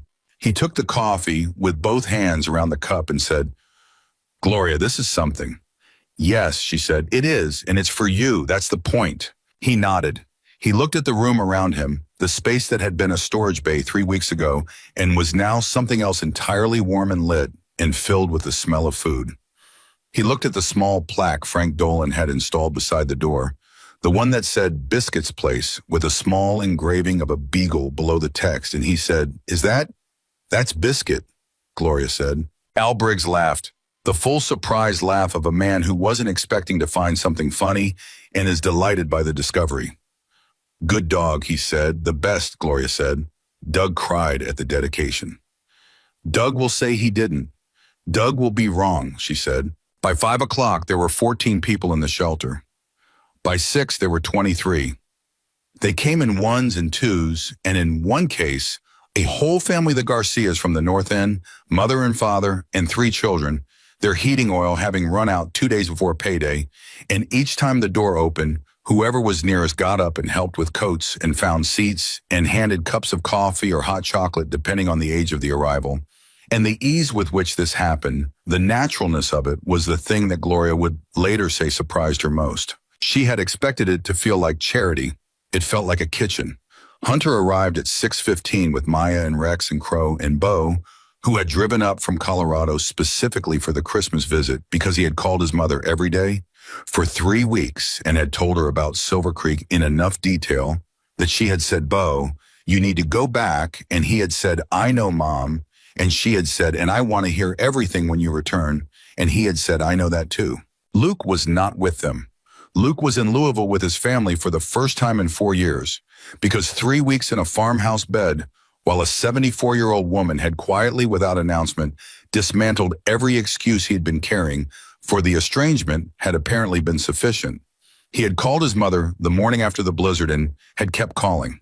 He had taken the bus home in mid-December, and Hunter had gotten a text that said just, "She made biscuits," and Hunter had smiled at his phone and not replied because some things didn't need a reply. Evelyn was already in the shelter when Hunter arrived. She had come with Clara at 4:30, and in the hour and a half since she had done what Evelyn Harper did in every space she occupied, she had made herself useful in a way that was so natural and so continuous that you couldn't isolate it into specific actions. She had talked to Al Briggs for 20 minutes about his son in Oregon. in his furnace, in his garden in summer, and Al had left the conversation with better color in his face than he'd come in with. She had noticed when the Garcia children needed something to do, and had organized them into a hot chocolate assembly line with an authority that the children accepted immediately and that made their parents' shoulders drop by half an inch. She had located the checkerboard in the supply cabinet and set it up at a corner table and found two old men who hadn't spoken to each other in 3 years over a property line dispute and had seated them across from each other with cups of coffee and simply walked away. Hunter found her at a coffee station. "You didn't save me any," he said. "The pot's full," she said. "Pour your own." He poured his own. They stood together and looked at the room, at the 23 people, and the warmth and the noise of people being together and safe on a night when their alternative was isolation and cold. And Evelyn's expression was not triumphant. It was something quieter and more certain than triumph. It was the expression of a woman looking at something that has arrived at exactly the shape it was always supposed to have. "Robert would have been here," she said. "He would have been at that door all night, making sure no one drove past without being waved in." "I know," Hunter said. "He would have known Al Briggs's furnace situation before October," she said. "He would have showed up with parts." "I know that too." She looked at him sideways. "Stop agreeing with me so much. It's suspicious." He smiled. "Maya told me to agree with you more. She said it was better for everyone." Evelyn looked across the room at Maya, who was on the floor with the Garcia children, apparently teaching the youngest one a card game with the patient, focused attention of a woman who was going to be an extraordinary doctor. "I like that girl," Evelyn said. "I know," Hunter said. "She told me." She said it in a way that implied I should take credit for it, and then immediately clarified that she did it herself. "She's right on both counts," Evelyn said. Hunter drank his coffee. "Claire's coming in January," he said, "my foundation director. She wants to sit with Gloria for 2 days and go through the expansion plan for the food program. Gloria already sent her a 40-page document." "Gloria doesn't do anything at less than full speed," Evelyn said. Claire said it was the most comprehensive intake she'd received from a community partner in 8 years. Evelyn smiled. "Give Gloria the tools," she said. "Get out of the way." "Precisely the strategy," Hunter said. The door opened, and Frank Dolan came in with his wife Patricia, who had been dragging him to community events for 30 years with variable success, and who had apparently decided that this one was not optional. And Frank had apparently agreed because he had put on a clean shirt and a jacket that Evelyn recognized as the good one he saved for occasions he considered serious. He saw Evelyn and came directly to her. "House is holding up," he said. "Perfectly," she said. "The chimney hasn't leaked a drop." "Goodbye," he said. He looked around the shelter. He looked at the plaque by the door. His jaw moved slightly. "The insulation's right," he said. "You won't have heat loss issues. That back wall might need attention in a few years, but not before." "Thank you, Frank," she said. He nodded. He moved his weight from one foot to the other in the way he did when he wanted to say something else and was deciding whether to say it. "Frank," she said gently. "I've been thinking about what you said at the meeting," he said. "About the door. About what kind of town we want to be." She waited. "I think I've been deciding some things based on information I got a long time ago," he said. He was looking at the shelter, not at her. "And I think some of that information was wrong. Or at least," he stopped, "incomplete." "That's very honest of you," she said. "Patricia has been saying the same thing for 20 years, but," he said. "I didn't need to hear it from you too, but it landed differently." "Why?" she said. He looked at her. "Because you actually did it," he said. "You didn't just believe it. You opened the door, in the middle of the night, in a blizzard, with everything you had." He looked back at the room. "That's not a philosophy. That's a fact. And it's harder to argue with facts than philosophies." Evelyn looked at Frank Dolan. This man she had known for 30 years. This man who had shown up with chimney flashing and no explanation, who had insulated a shelter and filed it under practical necessity, who was now standing in that shelter on Christmas Eve, telling her the truth about himself in the most uncomfortable and therefore most sincere way available to him. "You've been living it too," she said. "You just don't like to call it what it is." He looked at her. "The flashing," she said, "the insulation, $40 of materials and a whole day of your time." She held his gaze. "What would you call that, Frank, if it's not opening a door?" He looked at the floor. Patricia calls it showing up, he said. She says that's always been my problem. I show up for things I don't have words for. Patricia, Evelyn said, is a very wise woman. Don't tell her that, Frank said. She's already insufferable about being right. Evelyn laughed the full, genuine laugh that came from deep in her chest, the one that Clara said was the best sound in the county, and Frank Dolan looked at her for a moment with an expression she hadn't seen on him before. Something younger. Something that had been under the surface for a while and had just found a crack in the facade to come through. "Merry Christmas, Evelyn," he said. "Merry Christmas, Frank," she said. He went to find Patricia and a cup of chili, and Evelyn watched him go with the specific satisfaction of a woman who has seen something complete itself. At 7:30, the door opened, and the storm outside made itself briefly present, a gust of cold and snow announcing the arrival before anyone stepped through, and then Carl Whitmore came in with his wife and their youngest, a girl of about 10, who immediately identified the Garcia children and moved toward them with the unerring social navigation of a child who knows how to make friends and does it. Carl came to Hunter. "How's the road?" Hunter said. "Passable," Carl said. "For now, another 4 hours of this and it'll be Route 12 all over again." He looked at the room. "You should have seen Doug's face when he unlocked that door this afternoon." "I heard," Hunter said. "He cried," Carl said. "I heard that too." "He'll deny it." "I know." Carl poured himself a coffee. He stood beside Hunter in the way of two men who have arrived at a mutual understanding through the most reliable route available, which is events rather than conversation. "We got a call today," Carl said, "from the Cascade County Sheriff's Department. They heard about what's happening here. They want to talk to you about whether something like this could work over there." Hunter looked at him. "Word travels," Carl said. "Apparently," Hunter said. "Marcy's already fielded 2 calls from other small towns," Carl said. "She sent them to Gloria, who sent them a 40-page document, which I'm told is going around the region's emergency services network." Hunter looked at Gloria Ferris across the room, who was organizing a table of food with the focused energy of someone who has been waiting her whole career to be properly resourced and is not wasting a single moment of it. "Gloria Ferris is going to change the entire region," Hunter said. "Gloria Ferris," Carl said, "has been trying to change this county for 11 years. The difference is she's got fuel now." Hunter drank his coffee and held that thought. What had started in one woman's farmhouse on one night was moving. Not loudly, not in ways that made the news, or not yet, but in the persistent, comprehensive way that real things move when they have been properly started. One community calling another. One emergency services coordinator forwarding a document. One frank conversation between 2 deputies who had both been thinking about the same gap in their systems. The wave that Evelyn Harper had put in motion by opening her door was still traveling outward. Across the room, Maya Garcia had folded herself into a chair next to old Al Briggs and was listening to him talk about his son with the quality of attention that was going to make her a remarkable doctor. Not the attention that awaits for the medical detail, but the attention that understands the medical detail only exists inside the human detail. And you have to hear both or you've heard neither. Bo was in the corner talking to Frank Dolan's wife, Patricia, and Patricia was talking with her hands in the way of a woman who has found an audience.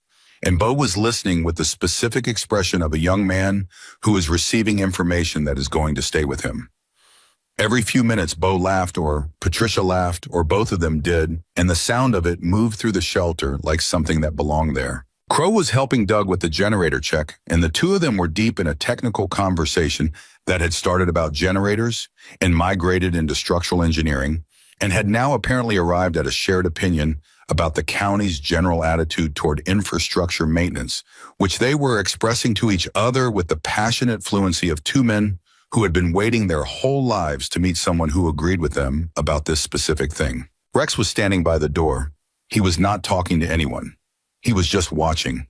Rex had a way of being in a room that was different from how the other men were in a room he occupied, the perimeter, the edge, the place from which you could see everything without being in the middle of a system. It was a habit from years of riding, of always knowing the exits, always reading the room's temperature before the room knew its temperature had changed. What he was watching was Evelyn Harper. She had moved from the coffee station to the checker table, where the 2 old men had apparently resolved enough of their 3-year property line enmity to be playing actual checkers with something approaching enjoyment, and now she was somewhere between them and the Garcia table, and she was doing the thing that Rex had watched her do all night. She was noticing. She was noticing the woman in the corner whose cup had been empty for 20 minutes and who hadn't gotten up to refill it, and she was filling a cup and bringing it over without being asked.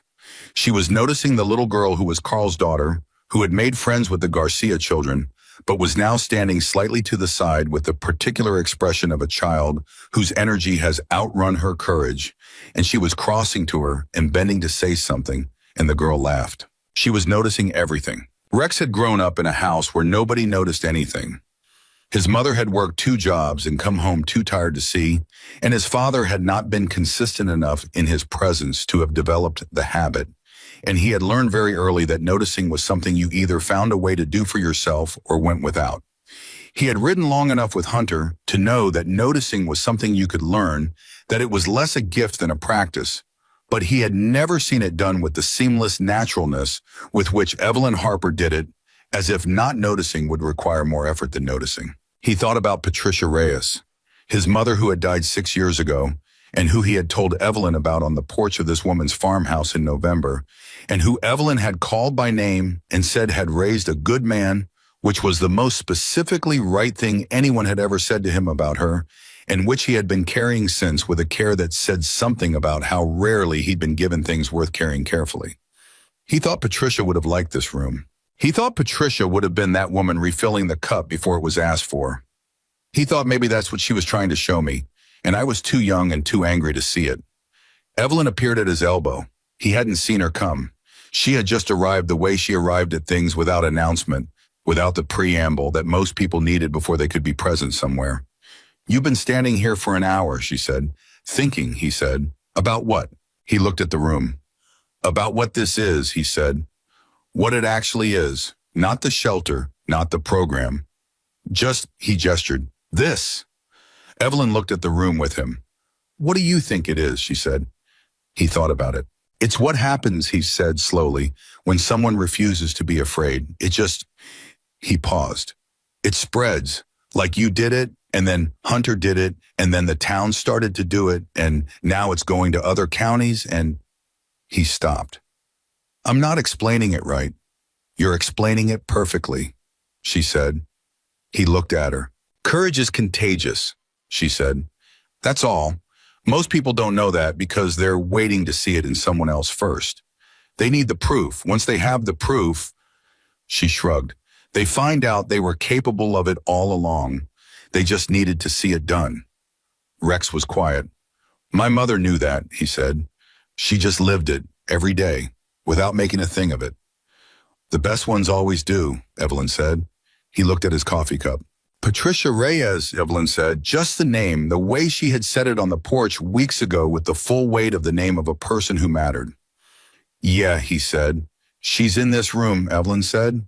"In what you do, in the way you watch out for people, in the way you stood at that door in November and carried Luke inside before anyone asked you to." She held his gaze. "The people who show us how to be, they don't leave. They just change address." Rex looked at the room. He held that for a long time. "Thank you," he said, "and meant it the way you mean something when you have no other words, and you know the ones you're using are insufficient, and you say them anyway because the alternative is silence, and silence here would be wrong." "Don't thank me," she said. "Call your people, whatever family you have left. Tonight if you can." He looked at her. "It's Christmas Eve," she said, "and life is genuinely short. I have documentation." He laughed, the surprise, full laugh that Evelyn seemed to produce in people by simply saying the true thing at the exact right moment. He pulled out his phone. He had a brother in Albuquerque he hadn't spoken to in 14 months over a thing that neither of them could fully articulate anymore. He looked at the number. He thought about the 14 months, and then he thought about Bo calling his mother from a porch in a blizzard, and Luke getting on a bus to Louisville, and Frank Dolan showing up with chimney flashing and not a single word of explanation. He called his brother. It rang 3 times, and then a voice answered that he hadn't heard in 14 months, and the first thing his brother said was, "Rex, man, it's Christmas Eve." "I know," Rex said. "Where are you?" "Timmy, Montana," Rex said. "Small town called Silver Creek. I want to tell you about it." A pause. "Tell me," his brother said. Rex walked to the quieter corner of the shelter and told him. At 8:15, the storm made its first serious move of the evening. The power went out. Not a flicker, a clean cut, the kind that meant a line down somewhere in the system. The kind that in November had meant darkness and cold throughout the whole county. The shelter went dark for exactly 4 seconds. Then the backup generator kicked on with the solid, reliable rumble of a machine that had been installed correctly and maintained properly, and the lights came back up and the shelter held its warmth without interruption. Nobody panicked. A few people startled. The Garcia children looked up from their cards with wide eyes. Al Briggs put his coffee cup down carefully. Carl Whitmore's daughter grabbed her new friend's arm, and her new friend grabbed back. Doug Haynes put his hand flat on the generator panel and felt the vibration of it working and let out a breath that had been held. It seemed since the moment he'd seen the power authorization letter 3 weeks ago. "It's holding," he said, to no one specifically and everyone generally. "Of course it's holding," Frank Dolan said from across the room with the professional certainty of someone who doesn't build things that don't hold. I insulated it." The room laughed. The tension broke completely into the pure relief of people who have been afraid of something and found out they didn't need to be. And that specific relief, that particular quality of a community discovering it, has become capable of handling what it used to fear was better than any speech. Hunter looked at Evelyn. She looked at him. "Robert would have said something right now," she said. "Something exactly right. He always knew what to say when a room needed a word." "What would he have said?" Hunter asked. She thought about it. "He would have said, 'See, we built it right.'" Hunter looked at the room, at the generator running clean, at the shelter full of people warm and safe on a night that the November version of Silver Creek would have left them cold and alone, at Frank Dolan with his professional certainty and his recently unclenched jaw, at Doug Haynes with his hand on the panel and his eyes bright, at Gloria Ferris making sure Al Briggs had enough chili, at Maya on the floor with the children, at Crow and Rex and Bo dispersed through the room like they'd always been here. "See," he said quietly to the room and to the photograph in Evelyn's farmhouse, and to a forest ranger who had walked half a mile through smoke carrying a stupid 23-year-old who didn't deserve it. "We built it right." At 9 o'clock, Carl got a call. He stepped away to take it and came back 2 minutes later with an expression that was familiar to anyone who knew what it meant when a law enforcement officer came back from a phone call with their professional face on. He found Hunter. "Route 12, he said. "A car went off the road about 2 miles east. Family. The dispatch says a woman and a young boy. Car is off the shoulder and they can't get it out. She's been there for about 40 minutes. Hunter was already moving. "Roads are bad," Carl said. "My deputy is en route, but he's coming from the west side. It'll be 20 minutes. "I can do it in 10, Hunter said. He turned. Rex. Rex was already at his side. "We can't take the bikes in this," Hunter said. "Whose truck is out front?" "Mine," Frank Dolan said. Everyone looked at him. He had his keys in his hand.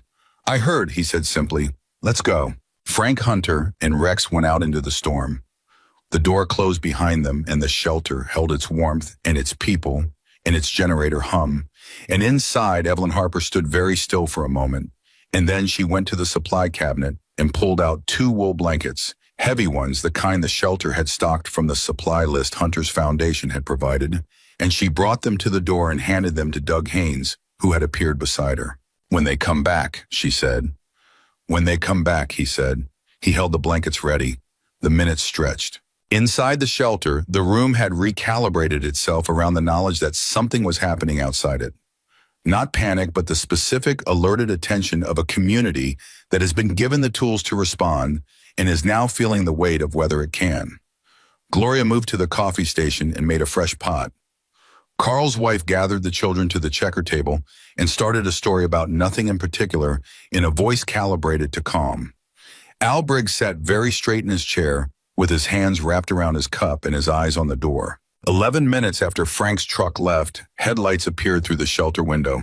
The door opened. Frank came in first, carrying a small boy of about 5, who was wrapped in his jacket and pressed against Frank's chest, with the boneless, trusting weight of a child who has decided this large person is safe and has committed completely to the decision. The boy's eyes were open. He was not crying. He was looking around the shelter with the wide, absorbing attention of a child for whom the world is still a place where extraordinary things happen regularly. Behind Frank came Hunter with his arm around a young woman who could not have been more than 25, dark-haired, moving with the careful steps of someone who has been cold for a long time and is not yet sure her body has returned to full cooperation. Her coat was wet through, and she was shaking in the deep muscle way that went past surface cold. Behind Hunter came Rex carrying 2 bags from the car's back seat. Doug Haynes stepped forward with the blankets. The young woman stopped in the middle of the room and looked around it at the warmth and the light, and the 60 people who had looked up from what they were doing when the door opened and her face did the thing that faces do when relief arrives too fast to manage. Her jaw worked.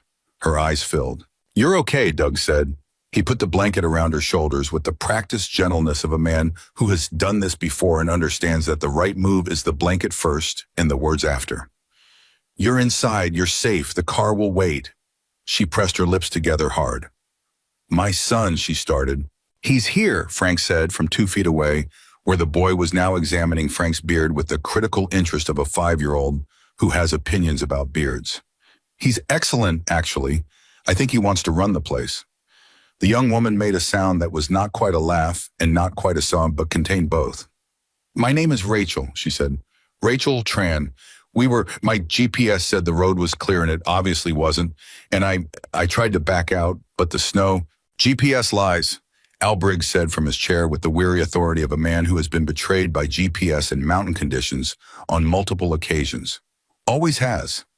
Rachel Tran looked at the room full of strangers who had produced blankets and coffee and a large man to carry her son without being asked any questions about whether she deserved it, and something in her that had been held very rigid since the car went sideways gave way completely. "I'm sorry," she said. "I don't usually—" "Don't apologize," Evelyn said. She had appeared at Rachel's elbow in the way she appeared at elbows, without announcement, without theater. She put her hand on the young woman's arm and held it with the specific pressure of someone communicating something that words would make smaller. "You're in the right place," Evelyn said.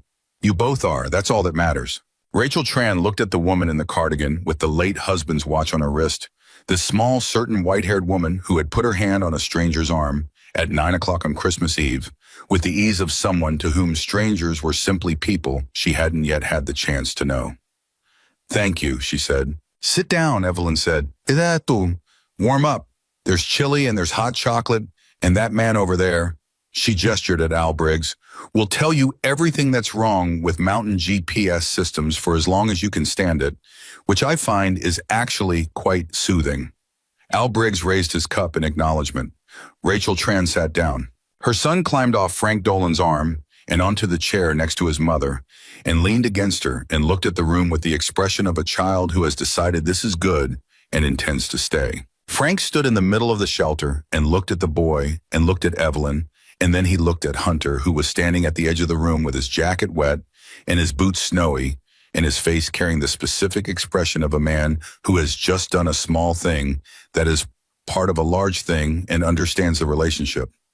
Frank walked to him. He put out his hand. Hunter shook it. No words.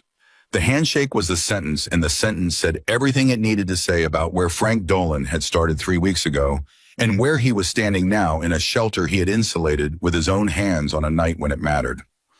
Hunter held the grip for a moment.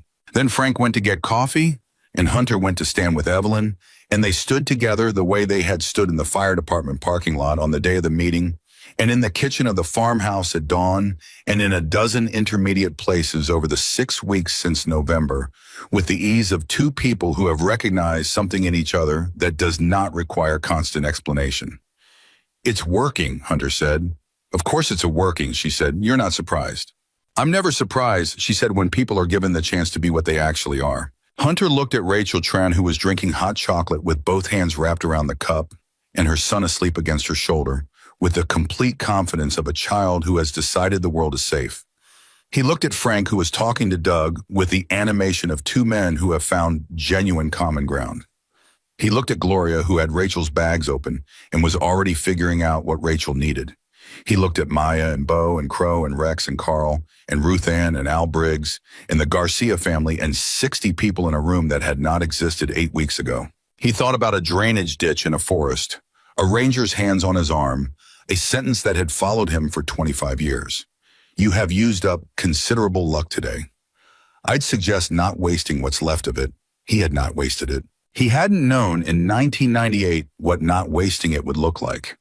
He had spent years thinking not wasting it meant becoming something, building something, earning something, making himself into a person who justified the effort of being saved. And those things had been true enough as far as they went.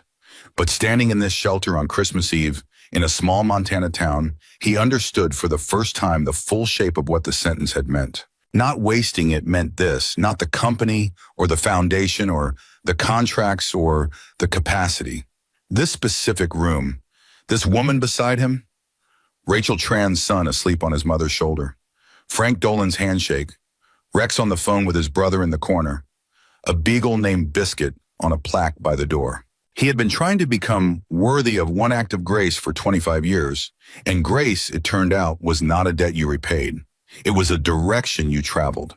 And the direction was always outward, always toward the person who needed the door opened, always past the calculation of whether they deserved it into the clearer, simpler territory of whether they needed it. Evelyn had known that her whole life. Robert had known it. Now Silver Creek knew it. Evelyn, Hunter said. Hunter, she said, I want to tell you something. She turned to look at him. When I drove away from that ranger station in 1998, he said, I sat in the parking lot for a long time, and I thought about turning myself in. I thought about a lot of things. And then I thought, he stopped. I thought if that man could go back in for someone like me, then maybe there's something in someone like me worth going back in for. He held her gaze. That's what he gave me. Not just the rescue, the premise, the idea that I was worth the effort. Evelyn looked at him. Her face was very still. He knew that, she said. He always knew that about the people he helped. He said the ones that seemed the least worth it were usually the ones who needed the idea most, the idea that they were worth someone's trouble. She pressed her lips together once. He would be, she stopped. I know, Hunter said. He would be so.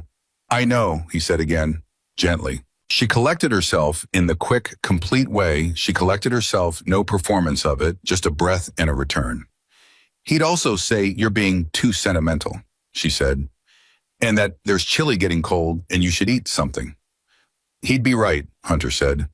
He usually was, she said. She went to get him a bowl without asking if he wanted one because Evelyn Harper did not ask questions, to which the answer was obvious.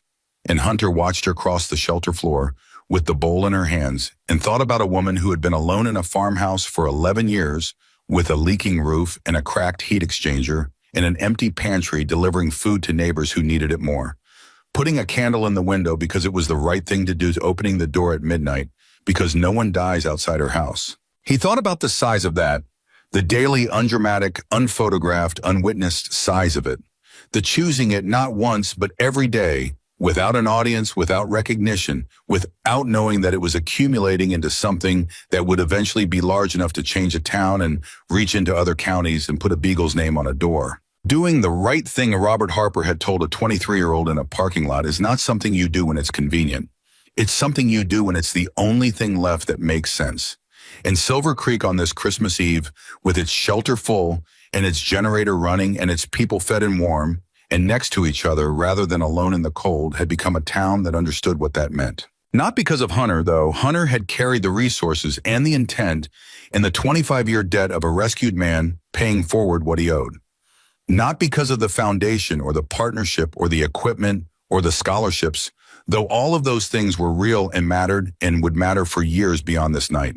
Because of one woman who had put a candle in a window and opened a door and said without hesitation, without calculation, without once asking whether it was wise or safe or what anyone would think, no one dies outside my house.